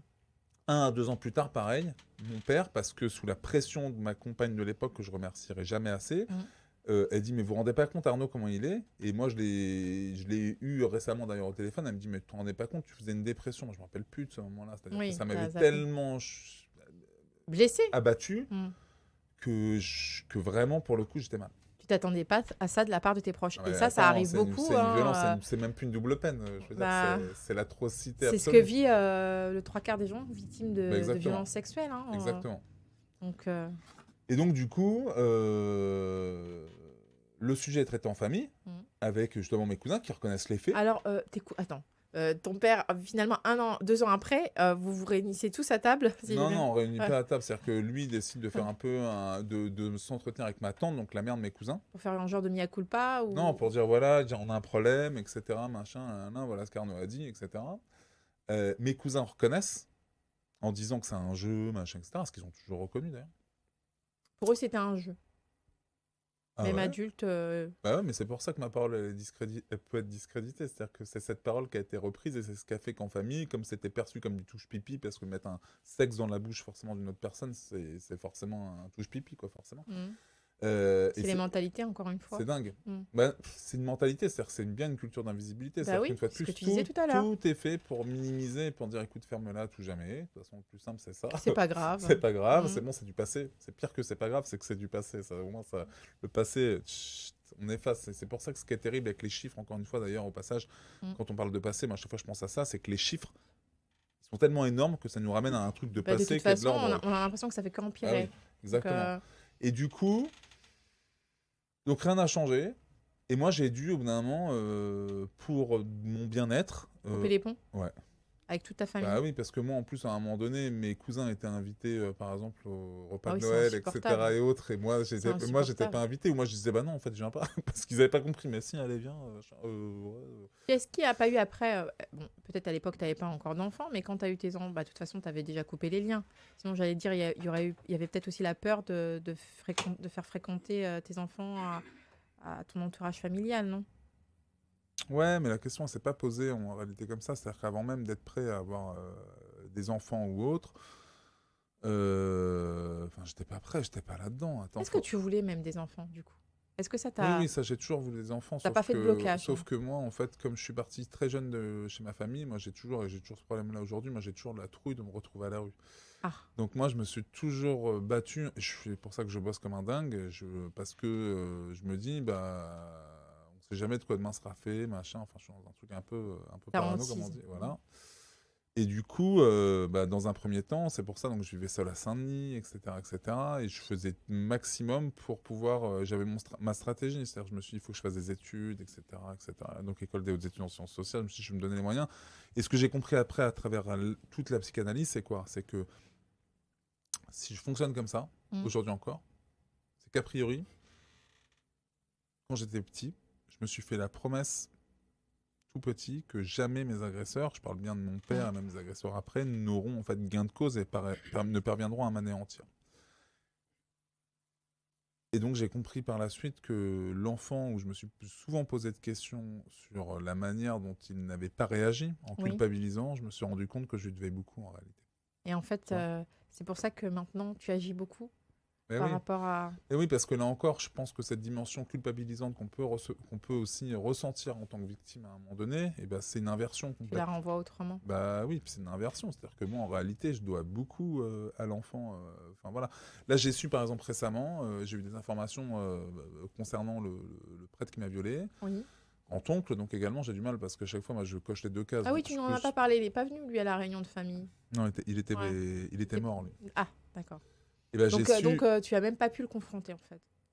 bah non, mais Il par était contre, déjà j'ai mort. eu des courriers, etc., ou d'autres choses qui faisaient aveu du fait que les personnes étaient au courant et j'ai même eu des discussions, etc. D'accord. Bah, bien sûr. Donc, Il avait fait ça à d'autres personnes aussi, peut-être? ah bah oui, j'ai eu d'autres personnes de la famille Donc qui tu n'étais effectivement sont pas le bien seul, sûr, en fait. bien sûr. Ok. C'est important de le dire, ça, parce qu'on voit que dans beaucoup de Bah, familles... souvent, un prédateur, il agit pas uniquement sur une personne. C'est pour ça aussi qu'il y a le souci de... Il faut se dire que quand on dénonce un prédateur, un auteur de violence sexuelle, un agresseur, Mm. en réalité, on sauve d'autres victimes. D'autres vies. Ça Ah n'arrive oui. pas qu'aux autres, surtout, Bah, c'est ce qu'il faut se exactement. dire. Ça n'arrive pas qu'aux autres et puis lui, il peut pas s'arrêter. C'est rarement sur une seule personne et on le voit bien. C'est de la pédocriminalité en série en réalité. Ouais. Et donc c'est là que c'est compliqué. C'est-à-dire qu'on a souvent tendance à renvoyer ça à soi-même, ce qui est logique parce qu'on est victime, sauf qu'en réalité, il y a une dimension systémique, c'est-à-dire que c'est le système agresseur. C'est-à-dire que l'agresseur constitue autour de lui un environnement qui permet d'une certaine manière de l'auto-alimenter Quasi permanent. De manière permanente. de son besoin, quoi, Ah oui. en réalité, et de sa perversion, parce que c'est une perversion terrible. Et Braver les interdits. Ah oui, et c'est bien pour ça que je dis que comme c'est une perversion, surtout pas quand on parle d'éducation sexuelle ou autre, ne jamais parler au même niveau les agressions sexuelles ou quoi que ce soit, ça n'a rien à voir. C'est pas du tout comparable. Et donc, au niveau de ta sexualité, tu as fait tout un travail. Et à quel moment tu as pu te dire, bah, maintenant, je peux avoir un enfant à quel moment ça t'a pu poser problème? Enfin, tu as dit que tu voulais des enfants, mais que tu n'étais pas prêt. À quel moment tu as su... quand tu as commencé à en parler autour de toi, quand tu as commencé à... Non, j'en ai parlé après autour de moi. C'est-à-dire que moi, j'en ai déjà parlé un peu alors, au début avec certaines personnes, etc., qui étaient assez proches. Et puis finalement, quand mon enfant a commencé à grandir, c'est là que j'ai pris un peu, comment dire, je me suis dit, il faut absolument agir parce que en voyant mon enfant grandir, en fin de compte, je me suis rendu compte de ce que j'étais quand j'étais petit. Je me suis dit, c'est insupportable en réalité d'avoir cette réalité-là. Et quand tu es devenu père, quand tu as pris l'initiative de devenir père, t'as pas eu peur de tout à son niveau, vu ce que tu avais vécu? Est-ce que tu étais prêt? Tu t'es dit non, ça n'arrivera pas? Est-ce que tu as fait abstraction de tout ce que tu avais vécu? Non, après, c'est sûr que bon, je suis en- Est-ce que je tu as suis en- été je suis prudent, Non, bien sûr, je vigilant? suis vigilant. C'est ça que je cherche à savoir. Non, non, Quelle réaction non, ça mais bien t'a... sûr, je suis vigilant et puis moi-même, enfin oui, je suis extrêmement vigilant. Après, c'est sûr, ça vient interroger aussi moi-même toute la question de mon histoire par rapport au fait aussi de me positionner en tant que papa, etc. C'est des choses qui sont pas si simples. Bah, je te dis ça parce que beaucoup de gens, ça leur arrive quand on voit sur les réseaux sociaux et tout ça, à dire ah oui, mais moi je savais pas, je devais travailler, j'ai donné à garder au meilleur ami de mon frère que je connais depuis 20 ans, je pensais pas que ça allait arriver, et vice-versa. Donc les gens font pas vraiment attention à ce genre de choses. Ils n'y pensent même pas, n'envisagent même pas ce genre de situation des fois. Ah bah c'est sûr, Mm. c'est sûr. C'est pour ça que c'est un combat, un combat au quotidien. Oui, après il y a la vigilance et puis il y a aussi toute l'attention qu'on doit apporter soit au comportement d'un enfant, soit effectivement à ses dires, soit, enfin bref, à différentes choses. Sauf qu'en réalité, le problème il est là aussi encore aujourd'hui en France. C'est-à-dire qu'aujourd'hui en France, on va avoir on apporte peu de crédit à la parole d'un enfant. C'est-à-dire que moi je milite par exemple, là on nous bassine avec la présomption d'innocence, Oui. qui est importante, bien entendu. Je pense que quand il s'agit d'un enfant, il faut parler de présomption de crédibilité. C'est-à-dire qu'à quel moment est-ce qu'on protège un enfant au regard de sa vulnérabilité? Pourquoi en France on ne croit pas l'enfant? Pourquoi Bah, sa pourquoi parole est surtout en constamment France, remise en question? pourquoi surtout en France, on se dit systématiquement que L'enfant. il y a une présomption d'innocence, alors même qu'on peut se dire qu'un enfant, dans son fonctionnement, il y a très peu de chances qu'il mente. Ça arrive, c'est infime en réalité. C'est-à-dire que, et bien souvent d'ailleurs, même quand il ment, moi je peux prendre un exemple. Par exemple. Moi j'ai eu dans ma carrière une situation que j'ai signalée, important. Je vais raconter là. Une assistante maternelle, Oui. d'accord, qui accueillait une petite fille de 2 ans, 2 ans et demi, quelque chose comme ça. Et un jour, cette petite fille dit tonton, il m'a mis la main dans la culotte, etc. Machin. Ouais. Et le tonton en question, au début, elle désigne le mari de l'assistante maternelle. Ah, d'accord. Forcément, information Enquête, préoccupante, ouais. machin, enfin tout le bazar, etc. Elle est, suspendue. Son agrément est suspension d'agrément pendant un temps, etc. L'enquête a démontré que l'enfant ne parlait pas en fait de ce tonton-là, mais d'un tonton dans l'environnement de la mère. Sauf que dans la compréhension en fait de la... Elle n'arrivait pas à je suis désolé, une situation comme ça nous dit qu'à un moment donné, l'enfant n'a pas menti. Il y a quelque chose qui ne va pas. L'enfant a bien dit, effectivement. Et après que nous, dans notre réaction, justement, on ait souhaité effectivement la protéger en disant, dans ces cas-là, tu peux plus aller lâcher tata, etc. Parce que là, tu dis machin, et ça remet les choses en fait dans le bon ordre. Même si on peut se dire, oui, mais l'enfant, machin, elle n'a pas désigné le bon tonton, machin, sauf que la gamine, elle a 2 ans et demi. 2 ans, elle essaye de faire comme elle peut. Ah oui. Et donc, c'est pour ça que je le dis, présomption de crédibilité, présomption d'innocence. C'est-à-dire que moi, j'ai toujours dit à l'assistante, je fais écoutez, madame, moi, j'en sais rien. Il y a une enquête qui est en cours. Par contre, tu dis que c'est important, la présomption d'innocence. Bah oui, parce que tu peux jamais savoir jusqu'au bout, en fait, si parce qu'on en parle beaucoup. Mais pas que. Non, mais parce que je pense qu'il faut pas qu'il y ait uniquement une présomption d'innocence. Regarde, je prends mon exemple. Moi, mon histoire, elle est instruite. Ouais. Ok. Mon histoire, elle est instruite. J'ai donc 2 cousins qui sont encore en vie aujourd'hui. Ok. Il y a une commission rogatoire qui va les interroger. Moi, j'ai une flip aujourd'hui. Moi, quand je vais dans un parking, etc. ou autre, j'ai la flip qui soit là, qui me casse la gueule, etc. J'en sais rien. S'il y avait une présomption de crédibilité de ma parole, pourquoi est-ce que la justice n'interdirait pas, même symboliquement, qui s'approche de toi? Mais bien sûr. En disant vous avez une interdiction le temps de machin. Ils le font déjà rarement pour les femmes victimes de violence. Tu vois ce que je veux dire? Non mais ça montre déjà fait que la présomption d'innocence est au-dessus. Et ça, c'est pas possible. Parce que ça ne peut pas être au-dessus, d'une certaine manière, de vérité. Mais même et de la protection des victimes en réalité. C'est-à-dire au nom de la présomption d'innocence, ça veut dire que potentiellement le temps en fait que la justice fasse son boulot, et on se dit que la victime, elle est présumée victime. Et puis après, même des fois, quand il y a des faits qui sont avérés... en plus, quand les faits sont avérés... la justice, des fois, tranche du mauvais côté. Encore une fois, il y a encore un problème à ce niveau-là. Même quand des faits sont là, pour ADN ou autre, elle tranche encore différemment. Comment tu l'expliques, ça aussi? Je sais pas. Je l'explique pas. Des fois, il y a des... Les corporations? Non, mais je sais pas. Des fois, je suis sidéré, moi, par certaines décisions de justice. Je comprends pas, en fait. Je pense que... Comment ils réfléchissent? Là où c'est triste, c'est que réellement, ça ça ne fait qu'amplifier la défiance en fait que les personnes peuvent entretenir avec la justice et même des fois, même d'une certaine manière, avec la règle. Mm. En se disant d'une certaine manière, Il n'y a pas de justice. il n'y a pas de justice, ou c'est tous pourris, machin, etc. Et du coup, pourquoi respecter la règle alors même Pouvoir que... respecter le système. Bah oui, exactement.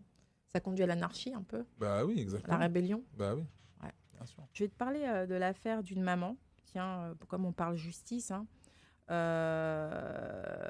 Rizlen Bahaj, ancienne victime de violences conjugales, qui vit d'ailleurs à Fontenay-sous-Bois, à qui on a retiré ses 4 filles. Il faut savoir qu'elle était détentrice d'un bracelet. Donc, ça veut bien dire ce que ça veut dire, hein, qu'elle avait des problèmes avec un ex-conjoint violent, parce qu'elle avait quand même ce téléphone grand danger. Donc, ça veut dire beaucoup, parce qu'on ne le donne pas à tout le monde. Donc, c'est qu'il y a des faits précis qui étaient là. Si on lui a donné ce téléphone-là, il n'est pas remis à tout le monde. Il n'y en a pas assez pour tout le monde, vu le nombre de victimes de violences conjugales. Attends, c'est vrai, hein, on dit ça de manière dérisoire, mais je le dis, hein, je le crache. Hein. Il n'y en a pas assez pour tout le monde. Et donc, elle, on a jugé utile, on a jugé que c'était nécessaire qu'elle ait le téléphone grand danger. Et malgré tout ça, un juge pour enfants de Créteil lui a retiré la garde de ses 4 enfants au profit de cet homme violent. Donc, 2 enfants, les 2 plus grands, âgés de 5 ans et de 8 ans, lui ont été confiés. Les deux filles de 5 ans et de 8 ans lui ont été confiées.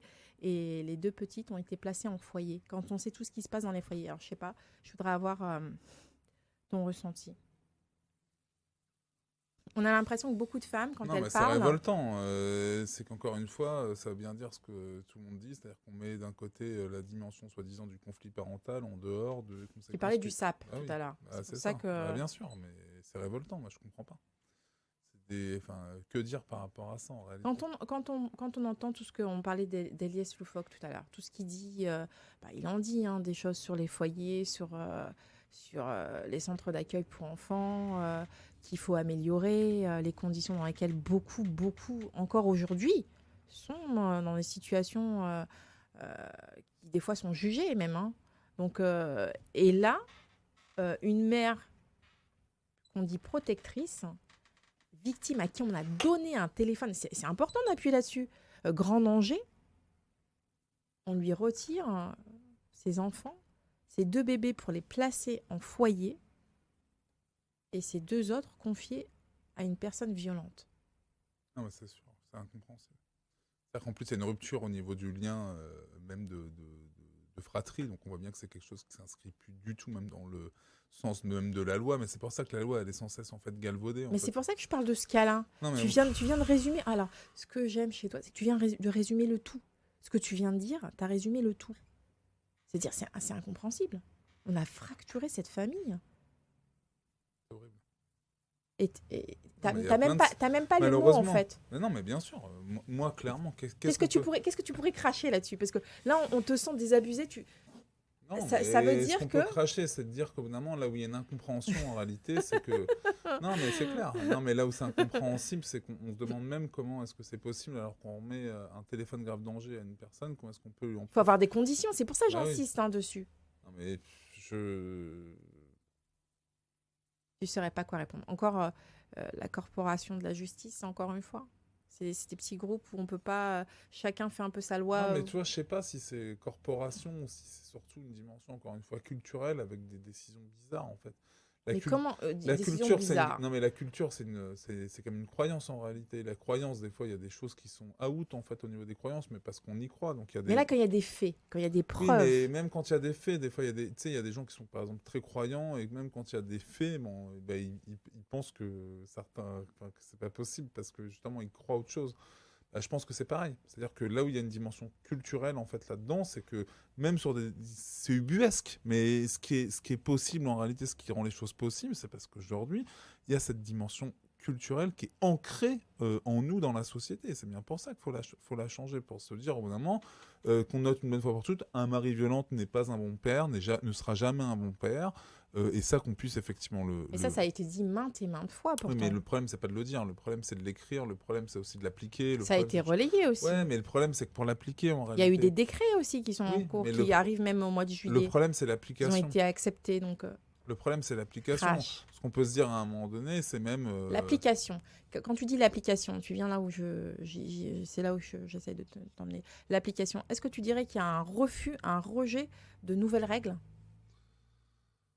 même quand elles sont votées, acceptées, et qu'elles doivent être appliquées, qu'il y a un refus d'application de ces règles? Bah oui, parce que inévitablement, ce sont des êtres humains derrière. Donc ça veut dire que derrière, il y a une possibilité, effectivement, d'avoir une forme de résistance sur des règles existantes, bien sûr. C'est sûr. Il peut y avoir effectivement une résistance. Et après, la vraie question, c'est la manière dont... Alors comment sanctionner? Bah, c'est toute la question. Ah, t'as pas les mots. Non, j'ai pas les mots, parce que moi, c'est pas... Moi, je milite contre ça. C'est-à-dire, je me dis, à un moment donné... Mais t'es pas le seul, hein, je te rassure. Je milite contre cette injustice, en réalité. C'est-à-dire qu'il y a quelque chose d'injuste, de profondément injuste, alors qu'initialement, il y a bien, effectivement, des personnes qui ont saisi la justice, et des fois, la justice se retourne contre elles, parce que c'est ça aussi le sujet. La question de l'aliénation parentale, par exemple, typiquement, c'est ça. Une mère qui va dénoncer initialement la parole que son enfant a pu lui confier. Elle fait son job. Donc elle pense. Et si tu dénonces pas, c'est non-assistance à personne en danger. C'est bien pour ça. Alors, c'est bien pour ça que je dis que. Est-ce que tu peux être attaqué pour ça? C'est bien pour ça. Bien sûr, logiquement, tu as un délit de non-dénonciation. Sauf que délit de non-dénonciation en France, c'est 4 ans. Donc en réalité, quand tu vois le temps que les personnes effectivement sont en capacité de pouvoir agir, etc., c'est-à-dire que quand tu dis à quelqu'un, notamment de ton environnement familial, c'est rare, en fait, quand tout de suite, tu vas déposer plainte. C'est extrêmement rare, en réalité. Il faut du temps, regarde. Moi, ne serait-ce que dans ton cas. Moi, dans mon cas, j'ai dénoncé les faits à 25 ans, j'ai déposé plainte, j'en avais 39. C'est énorme. Oui, mais comme d'autres. Donc ça veut dire que déjà, moi, le délit de non-dénonciation, c'est plié. C'est pour ça, la prescription, est-ce que tu penses qu'il faut mettre fin à ça? Moi, je suis favorable à la prescriptibilité, y compris au niveau de la non-dénonciation. Pourquoi? Parce que comme ça permet d'éviter, d'une certaine manière, tout risque de reproduction. Je veux dire, de quoi on parle en réalité? On parle de crime. Oui. On ne parle pas, je dirais, d'un délit, je dirais, à un moment donné. C'est-à-dire que... Alors, ce qu'on oppose bien souvent, en fait, pour tuer le game, c'est quoi? C'est de dire, oui, mais l'imprescriptibilité, c'est uniquement, en fait, pour, les crimes contre l'humanité, et on fait en référence à la Shoah. Bien sûr, il n'y a pas de souci. Oui, bien sûr. Je veux dire, je comprends le principe. Alors maintenant, je vais demander à ces mêmes personnes de me dire, quand il y a 330 000 victimes dans l'Église, d'enfants sur 70 ans, est-ce que ça, c'est un crime contre l'humanité? C'est la question que je pose. En me disant qu'en plus, quand l'Église reconnaît sa responsabilité systémique, c'est-à-dire que quelque part, même si c'est pas elle qui agit de manière collective, etc., ça veut dire qu'elle permet, elle autorise, elle n'a pas dénoncé ces actes-là au sein même de son fonctionnement. Si ça, c'est pas... énorme. Non, mais c'est un truc de dingue. C'est-à-dire que rapporter à une institution, pour moi, il y a un crime contre l'humanité. Pourquoi? Parce que c'est un crime contre l'humanité du sujet. Combien de personnes parmi les 330 000? Moi, je l'ai dit à la Civis, dernière réunion plénière qu'on a eue. On me demandait justement, oui, est-ce qu'il y a des choses à dire, etc. J'ai fait la main. J'ai dit oui, première chose que je dis, c'est que pour mes frères et sœurs de lutte, et ceux notamment, et celles et ceux qui ne sont plus là, qui ne sont plus de ce monde, parce qu'ils se sont suicidés, parce que combien de personnes se suicident à la suite, effectivement, qui étaient d'anciennes victimes, etc. Il y en a plein, en réalité. C'est-à-dire que c'est un problème de santé publique. Et ces personnes... Ils ne font pas partie des chiffres. Ils peuvent faire partie ils peuvent faire partie des chiffres. Ils sont répertoriés. Sauf qu'elles, en l'occurrence, elles ne pourront plus parler. Et c'est pour ça que là encore, il y a de l'invisibilité. C'est-à-dire que si on ne traite pas non plus le suicide comme justement une conséquence psychotraumatique, et donc au bout d'un moment, qu'on ne fait pas du viol une question de santé publique au sens large, avec toutes les conséquences que ça peut entraîner, que ce soit celle de l'amnésie traumatique, que ce soit celle de troubles différents. Moi, par exemple, là, j'étais aujourd'hui chez mon pneumologue, moi j'ai une déficience respiratoire. Le pneumologue me dit... C'est lié? Y compris... bien sûr, moi le pneumologue me l'a encore dit aujourd'hui, sur les troubles que je peux même ressentir en ce moment, il me dit... ça, en fait, monsieur, je suis désolé, mais je peux vraiment rien faire, c'est psychotraumatique. C'est-à-dire que... Il n'y a rien à faire. Exactement, c'est-à-dire que ça, typiquement, il n'y a rien à faire, et c'est quelque chose qui est terrible pour les pneumologues. Pourquoi? Parce qu'en fait, une pathologie donne un traitement. Oui, et là, il n'y en a pas. Pas de traitement, t'es cuit en réalité. Alors si, moi, au bout d'un moment, si ça prend des fois trop de place, je peux avoir des corticoïdes, etc. et autres, parce que justement, c'est quelque chose qui est compliqué. Mais en réalité, Est-ce que ça, c'est à vie? Ou est-ce que ça je peut sais partir pas, quand même? mais d'après moi, oui. D'après Mm. moi, j'en Est-ce sais que toi, rien. tu serais pour que tout ça, ça soit pris en charge Ah bah au bien niveau sûr, des moi je suis victimes? sur une prise en charge à 100%, sauf que comme c'est pas reconnu, sauf que la vraie question de la reconnaissance, c'est quoi? Bah déjà, faut, passer, parce que comment reconnaît-on les victimes? C'est le sujet de fond. Ouais. Parce qu'il peut y avoir toutes les belles annonces là qu'on nous a faites encore, machin, à un moment donné en disant oui, il va y avoir des psys pour les gens qui ont été victimes, Parle de la etc. com. Ouais. Ouais, de la com du gouvernement qui a été faite en réalité. Ouais. C'est-à-dire que cette com-là, en réalité, là où le bas blesse, c'est que si on est reconnu victime quand on passe devant les tribunaux qui classent à 70% des plaintes sans suite, Ouais, bah oui, hein, ça c'est clair. mais Hein, qu'est-ce qu'une victime? C'est dans les 1% là qui reste? Ou c'est à partir aussi d'une certaine peine qui a été infligée à l'auteur? J'en sais rien. oui. On n'a pas aujourd'hui les détails C'est de vrai ce qu'on truc. a plein de plaintes qui sont classées. Hein, certains producteurs récemment Ah oui. à faire classer. Hein, Exactement. Exactement. Donc, moi, je suis effectivement favorable. Bah, bien sûr, je suis favorable. Moi, je suis favorable de toute façon à une gratuité des soins, c'est évident.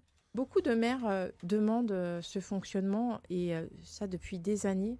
Beaucoup de mères, des femmes victimes ou alors qui ont des enfants malades demandent ce système et c'est pas entendu. Est-ce que tu penses que ça sera entendu un jour? Cette espèce de prise en charge Ah, générale. je pense qu'il faut continuer à lutter, ouais, tout à fait. Mais après, est-ce que Bah. ça sera entendu un jour? J'en sais absolument rien, parce qu'aujourd'hui, Tu es en plein dedans. Tu luttes constamment pour ça, non, mais pour j'ai tes, des doutes pour sur tes le fait valeurs. que ce soit entendu, parce qu'aujourd'hui, finalement, on est sur une dimension, je dirais pas de rentabilité, mais c'est-à-dire qu'on voudrait que le système de santé soit à l'équilibre. En réalité, un système de santé, par définition, vu qu'il faut venir en fait en soutien en fait de malades, etc., par définition, c'est déficitaire. Parce que déjà, comment est-ce que j'envisage, même sur un budget prévisionnel ou quoi que ce soit, les dépenses qui auront lieu l'année d'après? Ouais. Exemple, le Covid. Eh oui, Non, mais je veux dire, où il y a d'autres c'est ce exemples. que beaucoup de gens disent. Non, mais c'est clair. Comment t'envisages? Ben oui, mais pourquoi? Parce que c'est Mais notre attention, tu vas être complotiste. Non, mais c'est notre système de. Non, mais en réalité, non, mais c'est un sujet de fond pour moi, Ouais. c'est le système de protection qui est en Mm. cause. Mm. Donc ça signifie que derrière, qu'on recherche une forme de performance, c'est-à-dire d'une certaine manière, mieux prendre en charge les patients, etc., et à s'adapter à leurs besoins en mettant le patient au cœur. Moi, je comprends ça, bien évidemment. Mais que cette politique-là ne soit pas faite d'une certaine manière uniquement pour faire des économies. Effectivement, la performance peut limiter certains coûts. Moi, je suis entièrement d'accord. Là, ton impression principale, c'est que c'est fait pour... Bah, quand on ferme des maternités concrètement, ou quand aujourd'hui en France, enfin, je veux dire, on revient sur les questions des violences sexuelles. Question des violences sexuelles, la France a ratifié la Convention d'Istanbul. La Convention d'Istanbul dit au bout d'un moment qu'il faut pour, je crois, un échantillon de 200 000 personnes, il faut un centre de psychotraumatique spécialisé sur la violence sexuelle, ou 500 000 personnes, peu importe. C'est pas fait. Il y en a combien en France? Bah, c'est pas fait de toute façon. Il y en a 0. Ouais, c'est ce que je te dis, c'est pas Les fait. seuls centres qu'il y a aujourd'hui en France, ce sont des centres de formation qu'il peut y avoir effectivement pour former certains professionnels. Ce qui est très bien, mais ça ne répond Et pas. encore pas assez longtemps, je trouve. Non, mais il n'y en a pas assez en Ouais. plus déjà. Il y en a, je crois, une Déjà, il dizaine. y en a pas assez, puis les formations sont pas assez longues. Oui, et puis de toute façon, c'est pas le sujet avec la Convention d'Istanbul. En réalité, moi, dès qu'on me raconte ça, je suis bah non, en fait, le sujet. Qu'est-ce qui te choque donc dans c'est pour ça. avec la Convention d'Istanbul quand Ah non, même ce qui me choque, c'est que c'est pas appliqué. En fin de compte, moi, c'est la seule chose, c'est que la France a signé. Et donc, Logiquement, c'est un engagement qui est pris. Enfin, je veux dire, moi, ce qui me choque, c'est exactement ça. Enfin, je veux dire, il n'y a rien d'autre qui me choque. Ce qui me choque, c'est que finalement, on demande aujourd'hui, à travers des lois ou à travers des revendications, que la France respecte l'engagement qu'elle a pris au moment de la ratification de la Convention d'Istanbul et qui doit théoriquement, par exemple, reconnaître le viol, non pas uniquement comme, comme un acte sous la contrainte, etc., mais aussi simplement comme une relation non consentie. Et pas seulement en fonction de l'âge. En réalité, parce que là, il y a eu le débat, l'âge, 15 ans... et les 16 ans. traumas aussi. Hein. Bah, bien sûr, mais pas seulement en fonction de l'âge. La Convention d'Istanbul dit que toute relation sexuelle non consentie est un viol. Est un viol. Et aujourd'hui, en France, ce n'est pas reconnu. Donc, Avec pénétration ou sans pénétration. oui, mais moi, c'est ça qui me choque. Parce que des fois, hein, on dit, tiens, ça va être le cas, là, je vais te donner un cas. Hein, un professeur de musique qui a reconnu 2 agressions sur 2 fillettes, hein, très très jeunes, hein, de 11 ans, et a été condamné à 36 mois de prison, dont 28 mois avec sursis. Il a reconnu les faits, hein, et dont 8 mois de prison ferme. Et à sa sortie, il sortira sûrement avec un bracelet. Mais comme tu disais tout à l'heure, qu'est-ce qui nous garantit qu'il ne va pas recommencer, qu'il ne va pas récidiver? Est-ce que tu penses que ça, c'est une sanction? Bah, après, est-ce que je pense que c'est une sanction? Oui, enfin, c'est une sanction, inévitablement. Après, est-ce que je pense que c'est une sanction à la Assez hauteur, lourde de l'acte. à la hauteur de la gravité? Ouais. Bah non, mais encore une fois, c'est bien ce que je dis, c'est-à-dire qu'on cherche sans cesse à minimiser. Ce que je dis, moi, pour mon cas, ça a été de dire que c'était un jeu, voilà, et bah là, Oui, mais là, c'est pour ça que j'appuie là-dessus. Toi, tu disais, dans ton cas, on a dit que c'était un jeu. Là, bah, le là, pareil. professeur, Eh oui, mais là, on trouve un l'adulte, truc. le Mais oui, professeur, mais là, on trouve un auprès de truc. 2 fillettes, reconnaît les faits. Et là, Bah, parce que c'est une circonstance atténuante. Il reconnaît, on doit dire, ouais, mais comme il a reconnu, bon, les gars, quand même, c'est-à-dire qu'il montre quelque part qu'il a envie de s'en sortir. J'en sais rien. moi, non, qu'ils peuvent ce venir qu'on a, comme ce histoire qu'on a par rapport à ça. mentionné, c'est qu'il a fait les actes par-dessus les vêtements. C'est pour ça que je te disais qu'il y Ah ait oui, pénétration ou pas, ça reste un viol. Bah oui, mais donc, ouais, mais donc voilà. Donc, et puis ça veut dire, je te dis, le fait de reconnaître aussi, c'est comme si ça vient dire, ah ouais, mais quand même, il a reconnu les faits. Mm. Tu vois, ça se rajoute. Alors en plus, il y a les vêtements, bon, forcément, pas d'autre chose. Mais c'est là-dessus qu'on n'est pas clair. En réalité, c'est là que je dis qu'il n'y a pas ni de volonté politique, même si on est d'accord que d'un côté, il y a la justice, de l'autre côté, il y a l'État, et qu'il ne peut pas y avoir de Bien collision sûr. entre les deux. Néanmoins, il y a une volonté politique, c'est-à-dire qu'à un moment donné, même s'il y a une Tu veux différence... dire qu'ils appuient pas assez pour que ça change. Ça veut dire que maintenant, le politique, c'est bien lui qui fait des lois en réalité. Donc ça veut dire qu'on peut me raconter ce qu'on veut. Parce que là, on a l'impression que c'est la justice qui domine. Mais oui, mais c'est très simple. La loi Billon, encore une fois, qui a été faite, elle est inapplicable. Elle est inapplicable pourquoi, la loi Billon? La Dès loi le Billon... départ, certaines personnes l'ont revendiqué Bah, ça. bien sûr, mais Bah parce alors- que la loi Billon, il y a deux définitions de l'inceste. D'où l'inceste, il y a deux définitions. Il y aurait un inceste consenti suivant non le garde consent- des Sceaux. Je veux dire, c'est ce qu'il a dit. Éric Dupond-Moretti, garde des Sceaux. Bon sang. Assemblée nationale, Sénat. Inceste consenti, ça apparaît. Déjà, ça, on se dit, tiens, il y a un vice, il y a un truc bizarre, en fait, là-dedans. En un. Deux, il y a la question de la prescription glissante. Rien que le nom. Quelqu'un s'est posé un jour la question, moi, je me suis dit, putain, je suis sidéré. Non, mais sans déconner. Non, mais sérieusement, en plus. Non, mais pour parler d'un sujet aussi grave, prescription glissante. Ouais, ça glisse vachement. Ouais, c'est vachement bien. Non, mais je veux dire, il y a des noms, je trouve, même qu'on choisit. Et puis après, Roméo et Juliette, alors là, c'est le summum, c'est l'apothéose. Bah, au final, qu'est-ce que ça donne? Bah, ça donne aujourd'hui que dans les tribunaux, en France, on peut pas appliquer la loi. Voilà ce que ça donne. Ça bloque. On en revient Bah, à bien ce qu'on sûr. disait tout à l'heure. Bah, bien sûr. Donc finalement, la loi, elle est bloquée par tout ce qui est fait aux alentours, au Mais parce, niveau politique. parce que la loi, s'ils avaient voulu vraiment faire une loi, bah, d'une certaine manière, Emmanuel Macron qui dit encore Donc une c'est fois, de la poussée, quoi? C'est de la poudre aux yeux? ah non, c'est parce que... du mais brouhaha. mais c'est parce que c'est une résistance à ce que la culture change réellement. C'est-à-dire qu'il y a une communication qui dit oh ouais, c'est pas normal de violer des enfants. En même temps, qui se lèverait en disant ouais, c'est vachement bien de violer des enfants? Personne. Sauf qu'il y a une culture, d'invisibilité. Donc eux vont uniquement axer leur discours autour de se dire ah, c'est pas bien de violer des enfants. Bah ouais, en même temps, ok, c'est ce qu'on Qu'est-ce sait. qu'on fait pour Ou arrêter? Pire, ils vont même être dans un truc de l'ordre du voyeurisme, comme si nous, je dis bien nous, parce que moi je m'intègre dedans, nous victimes, ce qu'on veut simplement, c'est qu'on pleure sur... Mais nous, on veut pas qu'on pleure sur notre sort en réalité, c'est pas ça qu'on veut. On veut que les choses changent, on se dit à un moment donné que c'est pas possible. l'avait dit ça. Bah, bien sûr.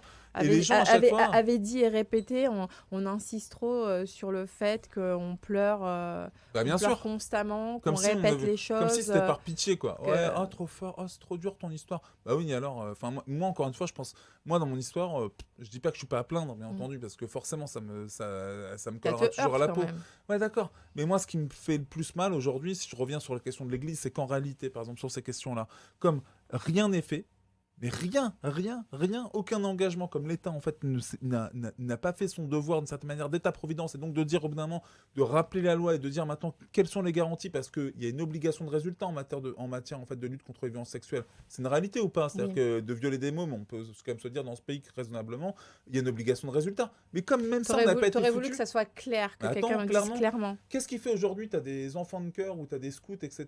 Qu'est-ce qui garantit à l'État français aujourd'hui de dire que Ils sont en ces enfants... sécurité. Attends, dernièrement, il y a encore eu un curé. Qui doit être extradé. Non, je te parle même pas de celui-là, Ah il y en a ouais. tellement. Ah, c'en est un autre. Le mec, il n'a pas été condamné. Ouais. Il n'a pas été condamné sur des faits en fait d'agression sexuelle sur un mineur. Ouais. Et à la fin de l'article, il y avait écrit ouf, d'une certaine manière, heureusement pour lui, parce qu'il risquait sinon la révocation, parce qu'il avait déjà été condamné en 2016 pour extorsion de vidéos. C'est comme si on le de victimisait vidéos. lui au lieu Attends, de... vidéos. Ouais. Le mec, il se faisait passer en fait pour une femme, il demandait à des jeunes en fait de se mettre à poil et de se toucher, etc. ou autre, et après de lui envoyer. Le mec, il a été condamné en 2016 Ouais. à 8 mois, je crois, avec sursis, un truc comme ça, etc. Le mec, Ouais, un peu comme ça, non quoi. mais attends, le mec, il officie toujours dans une église. Et ça choque personne. En France. Et ça choque personne, Mais bon sang. les gens qui le mettent à cette place-là, ils le savent, ça? Mais bien sûr qu'ils savent, bien sûr. Bah, la preuve, en plus là, il y a un article qui passe dans le journal, etc. C'est relayé, je sais pas combien de fois. Mais c'est fou ce que Et tu parce nous que dis- c'est ce une que tu nous dis, responsabilité c'est- systémique. Parce que l'Église elle-même, qu'est-ce qu'elle dit dans le fond du sujet, etc. L'Église a dit, on n'y arrive pas. Et c'est bien quelque part qu'ils le disent. C'est bien. Enfin, moi, je peux leur reprocher plein de trucs, bien sûr. Moi, en plus, je suis pas anticlérical, machin, tout ce qu'on veut, mais on peut leur reprocher plein de trucs dans leur discours de merde, etc. On peut dire, machin, c'est vrai que c'est bizarre, etc. Sauf que là, ils ont dit un truc hyper important. Ils ont dit, on reconnaît qu'on est responsable et qu'on n'y arrive pas.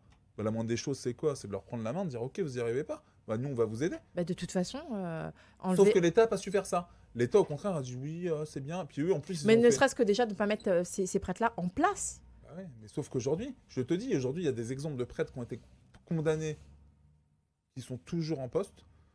Et l'État, en plus, pourrait se dire, même au niveau de la Ou alors justice- des fois qui sont, Mais non, mu- mais qui sont mutés même aussi, l'État, hein. même l'État, il pourrait avoir en fait le listing en réalité des personnes qui sont condamnées. Tu vois ce que je veux dire? L'État, si vraiment on voulait agir sur la lutte contre la pédocriminalité dans On a l'Église- l'impression que l'État est en accord avec tout ça. C'est vrai quand on... Non, mais je te dis, c'est là qu'il y a une culture en fait du laisser-faire.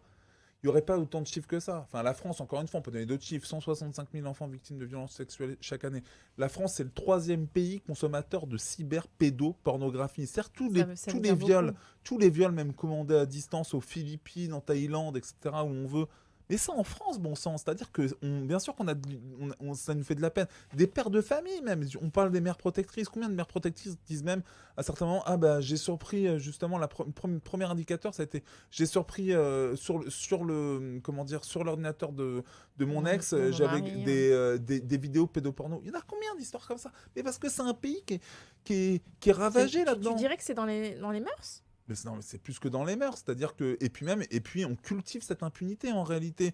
Quand on voit qu'en France il n'y a que 30 personnes au niveau de la cellule Pharos. Alors, la dernière fois que j'ai dit ça, on m'a dit ouais, non, mais c'est pas vrai, il y a aussi 10 gendarmes qui agissent comme ça en Bretagne. Allez, vas-y, ok, ils sont 10, 40. d'accord. Vas-y, ils sont 40 pour traiter en fait l'ensemble de la cybercriminalité, donc pas uniquement la pédocriminalité. Sachant qu'on est sur le le web. 3e pays, Non, comme mais tu sur le disais, web. Mais c'est même pas ça. En Angleterre, ils sont 300 rien que pour la cyberpédocriminalité. Non, mais c'est fou. Bah, c'est 300, tout. 300, et ici 30. 30, c'est tout. Et c'est 30, pas uniquement sur la cyberpédopornographie. Donc ça veut dire quoi? Bah, ça veut dire que en France, on peut identifier les personnes, mais on n'a pas les moyens pour agir. Donc en France, en fait, on le sait, on ouvre les yeux. Et qu'est-ce que tu penses de certaines personnes qui agissent au nom d'une team, par exemple? Sur Internet? Ouais, sur Internet. Je pense que de toute façon, c'est un peu ce qu'on peut se dire. Pour moi, c'est comme sur les réseaux sociaux. Bien sûr qu'on peut pas rendre la justice sur les réseaux sociaux, mais quand la justice, elle est aussi injuste, etc., faut bien le crier. Voilà. Si on le crie pas à un moment donné, non, mais ça veut dire quoi? Ça veut dire qu'on se dit, ah bah Tu ouais, penses que c'est on vit légitime dans un monde tu parfait. penses que c'est légitime finalement qu'ils essayent de combattre le mal par eux-mêmes? Bah, moi, je pense qu'à un moment donné, effectivement, moi, par contre, je suis contre, je suis contre toute violence ou quoi que ce soit. Par contre, effectivement, Non, généralement, ils sont pas dans la violence. non, après, ils donnent les ils font des informations. enquêtes Bien et sûr, je puis sais. Mais moi, je trouve ça bien. Ils transmettent, Moi, je en trouve fait. ça bien, mais ils prennent des risques en réalité, ces gens-là. Et en fait... Parce que la pédopornographie, elle existe aussi non, mais elle existe aussi en réseau. Non, attends, on rigole, mais il y a quand même il y a des histoires bizarres quand même. Hein, je suis désolé. De toute façon, quand il y a 165 000, on me dit ce qu'on veut, je suis pas complotiste. Même des enfants Non, qui mais il y a disparaissent. 165 000. Qu'on les retrouve... Ukrainiens. bah oui. À la frontière. Oui, Combien d'enfants ont disparu, même qui sont signalés, y compris dans des orphelinats. Là, j'ai lu ça aujourd'hui en disant drame au niveau de la protection de l'enfance des jeunes Ukrainiens Et qui même dans, sortent avec leur mère. même dans certains foyers. Hein, Mais bien des sûr, gens mais qui c'est sûr. La disparaissent, prostitution des mineurs, la prostitution des enfants, où c'est une surexposition des jeunes de l'aide sociale à l'enfance. C'est Oui. une réalité, je veux dire. C'est un truc. Quels moyens on met dans ce pays, Ça, bon Elias sang. Loufoque aussi avait mis Bah des oui, bah bien chiffres sûr. dessus. Mais bien sûr. Et c'était Et c'est impressionnant. un truc de dingue. Mais c'est un truc. Et pourtant, il y a des commissions. Il y a Mais des sur- commissions Mais sur la commissions. protection de l'enfance, sur l'aide sociale à l'enfance, sur les enfants placés, moi j'ai eu dernièrement le retour de l'enquête ELAB. Alors là, il faut s'asseoir, hein, vraiment. 31% des filles, 31%, ok, des filles sont victimes de l'aide sociale à l'enfance, donc placées, sont victimes de violences sexuelles. Oui. 31%, ok. 20% des garçons, ok.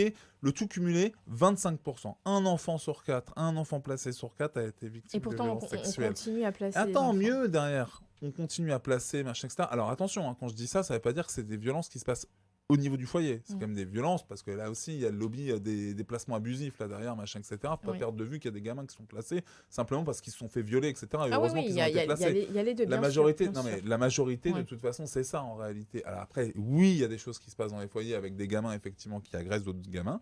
C'est une réalité. Et là, effectivement, il Moi, faudrait je te aussi... parlais du cas des gamins qui agressent d'autres gamins. Ouais, mais je suis d'accord. Voilà. Mais ça, c'est une réalité. Et je pense que celle-là, il faut la dénoncer, sauf qu'il n'y a pas d'obligation, d'une certaine manière, aussi de les Tu dénombrer. vois, c'est pour ça pour que tout montrer à la l'heure, quand je te dimension parlais systémique. du cas de cette mère qu'on lui a retiré, c'est pour ça que j'ai insisté beaucoup sur le fait qu'on ait placé les enfants, les deux petites, on les a placés alors que elle a un appartement, tout était en condition et que quand même on place des enfants qui ont aucun problème au niveau familial, tu vois ce que je veux dire? Ça, c'est un placement Ah, c'est abusif hallucinant. Bah ouais. pour qu'elles découvrent certaines choses qu'elles vont Non, mais j'espère pas attends, découvrir. Hein. Ces placements abusifs, pourquoi parce que là, pour le coup, c'est toute la confusion qu'il y a en France autour notamment de la question JAF, juge des enfants, avec la question du conflit parental, où soi-disant, enfin voilà, on essaye de maintenir une forme d'ordre et du coup, on donne une responsabilité à la femme qui a été victime de violence. Enfin, on est dans un truc- C'est encore ce que je disais tout à l'heure, Bah on oui, inverse. mais C'est bien une sûr, on est dans inversion. un truc complètement dingue. C'est, où en fait, finalement, la victime devient coupable. bah, en bien fait. sûr, ça c'est sûr. Ça, Coupable, c'est sûr. alors coupable d'avoir été victime. Ça, c'est sûr. Non, mais c'est sûr, sur ces situations-là, il n'y a même pas de sujet.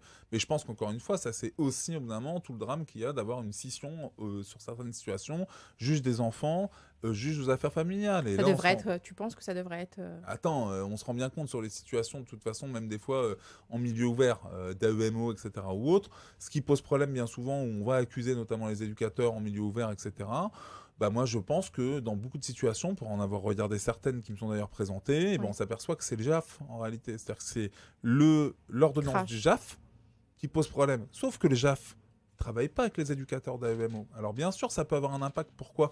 Bah parce que tout simplement, il y a un discours qui n'est pas cohérent. Et ça signifie que la famille elle-même, comment est-ce qu'elle peut adhérer à une mesure, etc., ou même les éducateurs peuvent mener une mission, à partir du moment où il y a une incohérence même dans les ordonnances de jugement entre deux magistrats, un qui est le juge aux affaires familiales, l'autre le juge On a d'enfants. l'impression Pourquoi je dis qu'ils ça ? lisent pas les dossiers, que c'est pas relayé. Même pourquoi je dis ça, c'est surtout qu'ils oublient quelque chose de fondamental. Moi, j'ai vu des mamans qui me demandaient, moi-même, et j'en ai une dernièrement d'ailleurs, qui me demandait, et j'ai essayé de lui faire comprendre, en disant, ouais, madame, vous comprenez, mais c'est pas le même. En fait, c'est pas le juge des enfants là, c'est le juge aux affaires. Mais sauf que pour les personnes, ce qu'il faut se dire, elles ont affaire à la justice. Surtout, souvent, elles font appel à des associations. Non, mais même en plus, Tu vois, Non, les mais- enfants sont placés dans les associations, donc du coup, c'est vrai qu'elles il y a comprennent cette pas confusion. forcément. On est d'accord. Et puis au-delà de ça, je pense même que si tu veux derrière, une personne qui est prise dans les rouages de la justice, ça va hyper vite. Tu passes du juge des enfants, juge aux affaires familiales, machin. Et encore, quand t'as une on t'écoute, hein. Quand on t'écoute. Non mais je veux dire par là que quand le truc est lancé, généralement c'est pas bon. Mm. C'est-à-dire que t'as le truc, ça part dans tous les sens. Franchement, t'as même pas le temps. Des fois, t'as un avocat qui a même pas le temps de t'accompagner, machin, et t'es complètement largué. Et c'est bien souvent ça. Et là aussi, dans cet état, on peut me dire ce qu'on veut. Ceux qui sont le mieux défendus sont les plus riches. Pourquoi ? Bah parce qu'ils ont les moyens. Les gens qui ont De de l'aide financer. les gens qui ont de l'aide juridictionnelle, en réalité, je suis favorable à l'aide juridictionnelle, bien entendu, Oui, c'est mais une chance ça qu'on l'ait. accompagne pas Sauf vraiment. sauf qu'au bout d'un moment, il y a des travers. Alors bien sûr qu'il y a les avocats qui sont engagés, machin, je suis d'accord. Sauf que bien souvent, en fait, c'est pas non plus la majorité qui vont se retrouver à donner un peu de leur temps, parce que non, c'est ça en fait la réalité. La réalité, c'est que Énormément comme de ça temps. paye pas, parce que comme ça paye pas suffisamment, soit au bout d'un moment les gens sont bénévoles, ou sinon se disent au bout d'un moment qu'ils jouent aussi sur leur rémunération horaire. Et ça aussi, ça crée une inégalité. Et il y a un sujet de société qui est majeur en fait sur ces questions. Donc, il faudrait un financement plus large, y Bah, compris... moi je le dis, moi dernièrement au niveau de la commission clairement inceste, on me dit par exemple oui, il manque, ce qui serait bien, ça serait de demander à ce que l'État mette 5 millions sur la table. Je dis attends, 5 millions, c'est pas 5 Pour toi, il millions. faudrait qu'ils C'est un mettent mi- combien Bah, pour moi, Obama, On est c'est crash. 1 milliard pour les violences, contre les violences faites aux femmes, 1 milliard contre les violences faites aux enfants. Il manque Obama 2 milliards sur la table. Mais Obama. Et franchement, à la louche, je dirais, et je pense que je suis en dessous, mais 1 milliard, ça serait le minimum. En réalité, quand on voit. 2 milliards, donc violences faites aux femmes, violences faites aux enfants, 2 milliards. Pour traduire. Bah, ils sont Des capables, volontés. ils sont capables de sortir le milliard quand il y a certaines situations. Non, Donc, mais déjà, là, ne serait-ce que quand tu passes de 30 à 300 flics pour lutter contre Crash. la cyberpédocriminalité, rien que ça fait combien d'argent? Mm. Non, mais en réalité, non, mais oui. tu vois, les moyens humains, mais aussi les moyens techniques, etc. Bah, bien sûr, c'est Et quand du tu fric, c'est parlais de tout à l'investissement. l'heure de volonté politique, on a vu que dans certaines occasions, ils ont les moyens de débourser quand ça les arrange aussi. c'est vraiment que, comme tu disais tout à l'heure, c'est pas pris en compte. Ah bah, C'est pas une volonté politique. c'est pas leur priorité. C'est pas un enjeu. Ce n'est pas une priorité. Comment tu l'expliques, Non, ça regarde, tu reprends le truc, regarde, du quinquennat, encore une fois, et là on sait qu'en Crash. ce moment, en plus, c'est On est en sensible plein parce dedans, que, on est en comme... plein Non, mais on est en Ouais. plein dedans, Entre, sauf que ce qu'a tué le débat aujourd'hui, c'est que forcément, moi je suis d'accord, encore une fois, lutter contre le Front National, etc., pas de problème, etc. Ouais. Je faisais partie dessus qui disait, j'emmerde le Front National, il n'y a pas de sujet. Sauf que ce qui est terrible, Ouais, Saint-Denis, j'en viens de sauf Front que ce qui est National. terrible, non mais il y en a Ouais. d'autres apparemment à Saint-Denis, il y a Philippot qui se revendique de Saint-Denis, fais gaffe quand même. Tu vois ce que je veux dire? Ouais. C'est pas forcément tendance partout. Et ce que je veux dire par là, c'est quoi? C'est que... J'oublie. Tu me fais perdre mon Non, truc. parce que je te fais rire. Non, mais le Front National, on parlait. Non, je parlais pas du Front National. Non, ce que je disais, c'est que le débat de fond n'est plus là. Voilà, c'est ça que je voulais dire. C'est-à-dire que le débat de fond, c'est quoi? Le débat de fond, c'est que Emmanuel Macron n'a pas eu la volonté d'avoir un ministre de l'Enfance. Ok. Donc, suite à un reportage télé, d'accord, il a sorti de son chapeau Adrien Taquet, qui était Oui, on donc en le avait secrétaire parlé d'État. ici même. On en Ok. avait parlé ici même. Ouais. Ça, c'est le premier élément. Deuxième élément, il y a un MeToo inceste, un truc historique de dingue, Qui a tout avec révélé. 80 000, machin, mais tout révélé, ce qu'on savait déjà en réalité. Oui, mais donc, qui- ça veut qui a dire que appuyé- plus que qui a révélé, appuyé le tout. plus que révélé, il y avait des attentes d'action. Il y a un président de la République qui dit ah ouais, je vous ai compris les gars, Je vous ai entendu. plus jamais ça. Ok, nous comme des Et warning. comme des bêtes, on y croit. Ouais. Sauf que qu'est-ce qu'il a dit? Qu'est-ce que ça a changé en réalité? D'ailleurs, il a fait une demi-loi, mais pourquoi? En fait, ça se comprend. En fait, il a agi sur de la communication, c'est-à-dire que il y a un mouvement On en de revient à la société. com. Mais oui, il y a un mouvement de société. Paf, j'agis, je fais de la com, je sors de 3 phrases, etc. Il nous sort le garde des Sceaux qui tue le game en arrivant devant l'Assemblée en disant ouais, inceste consenti, en disant de manière tranquille, ouais, on peut imaginer qu'une tante avec son neveu ait une relation sexuelle consentie. Ouais. Ah bon, on peut imaginer ça? On a l'impression, quand on entend tout ça, que la France, c'est un pays de perversion. Attends, et le mec qui Sans parle de moralité. mieux, et le mec après pour tout tuer, il dit Roméo et Juliette. Oui. Là, le mec, il a fait un truc mais exceptionnel. Ouais. Là, c'était fini. Alors là, je veux dire, là, les associations, elles Ouais. pouvaient gueuler, mais là, t'as pu Roméo et Juliette, ça pense tellement Shakespeare, etc. Tout ce qu'on veut. C'est-à-dire que là, au bout d'un moment, tu parles même plus. Roméo et Juliette, c'est tais-toi, enferme-la à tout jamais, ce que tu veux. Je te jure. Non, mais attends, il y a Mais un là, truc de dingue. là, par exemple, avec la présidentielle, avant la présidentielle, tu as fait plein de plateaux. Tu en as parlé, ne serait-ce sans arrêt. Des associations en ont parlé. Ça a été relayé. Est-ce que tu pensais, est-ce que tu croyais que ça allait bouger? Ah, moi, si j'ai cru, bah oui, moi, je suis optimiste. Avec Moi, le je suis naïf. reportage de Carl Zero. mais Parle-en moi, un je suis petit peu naïf. quand même. Ouais, Non, enfin, mais un attends, il reportage. faut le dire. Non, Enfin, mais le les reportage, faits. quand il y a le reportage de Carl Zero, déjà, j'y crois plus. Déjà, Ouais, je dis vas-y, déjà dans le vas-y, reportage de crache. Carl Zero qu'ils sont passés à côté de quelque chose qui était historique. Et c'est maintenant, s'ils avaient eu la volonté d'agir, ils auraient accepté tous les amendements, etc. Ils auraient fait une loi claire et au moins on aurait dit non, c'est non, point barre. Là, ils ont dit non, mais peut-être. Voilà ce qu'ils ont dit. Ils ont dit c'est non sur la Oui, mais après, forme, il y a mais des quand même, ils rendez-vous ont qui fait ont une été complexité. pris. Oui, mais les ils sont associations, pas- elles se Non, déplacent. mais non. Raconte-nous un peu tout ça. Ils ont sorti des violons, ils ont fait valse à Venise ou je sais pas trop quoi, on sait pas trop ce qu'ils ont fait, mais ils disent oui d'une certaine manière comme beaucoup de politiques à tout, etc. Après dans les faits quand ça Ils se agissent pas, tu veux dire? Ah non, mais quand ça se traduit en fait dans l'Assemblée nationale, qu'est-ce qu'ils font? Ben, en fait, il y a déjà un arrangement entre amis qui dit qu'à un moment donné, voilà ce qu'on va voter, etc. Tu dis quelque c'est chose ce que disent- d'important. Tu et dis c'est quelque chose ce qu'ils d'important. disent- Tu dis c'est ce qu'ils un disent arrangement entre amis. Bah C'est ce que tout le monde dit. On dit qu'en fait, dans ce quinquennat, il y a beaucoup de copinage. Est-ce que tu es d'accord avec ça? Non, enfin oui et non. C'est-à-dire qu'au-delà du copinage aujourd'hui, ce qui se dit quand même beaucoup, c'est qu'il y a des consignes qui partent du plus haut et qui doivent être appliquées en bas. C'est-à-dire qu'à un moment donné, dans le débat démocratique en Il n'y a tant que plus de tel, démocratie? c'est pour ça qu'il y avait quand même des personnes qui étaient quand même un peu dissidentes, y compris dans les rangs de la majorité En Marche, qui ont pu D'ailleurs, faire savoir, qui se sont mais qui étaient retirées, hein. ouais, ou d'autres, certaines sont restées dedans un peu. Mais on voit bien, mais qui n'avaient aucun poids. Qui, je pense, avaient une utilité dans le fonctionnement en disant, bah, vous voyez, on n'est pas tous d'accord, donc c'est important. Et ça peut donne- changer. Sauf que ces personnes, si réellement elles n'étaient pas d'accord, bah, elles seraient plus dans cette majorité-là. Donc il y a quelque chose qui est de l'ordre en fait d'une stratégie de communication qui vise à dire au bout d'un moment, bon, allez, on va sortir en fait quelqu'un pour dire en fait qu'il n'est pas d'accord, comme ça on voit bien que notre parti en fait accepte le contradictoire. Sauf qu'en réalité, tout est Et ficelé. de la poudre aux yeux. Mais bien sûr. Alors, qu'est-ce que tu espères là, le temps il passe vite. Ouh là là, j'ai même pas fait ta dédicace. Qu'est-ce que tu espères pour les jours à venir?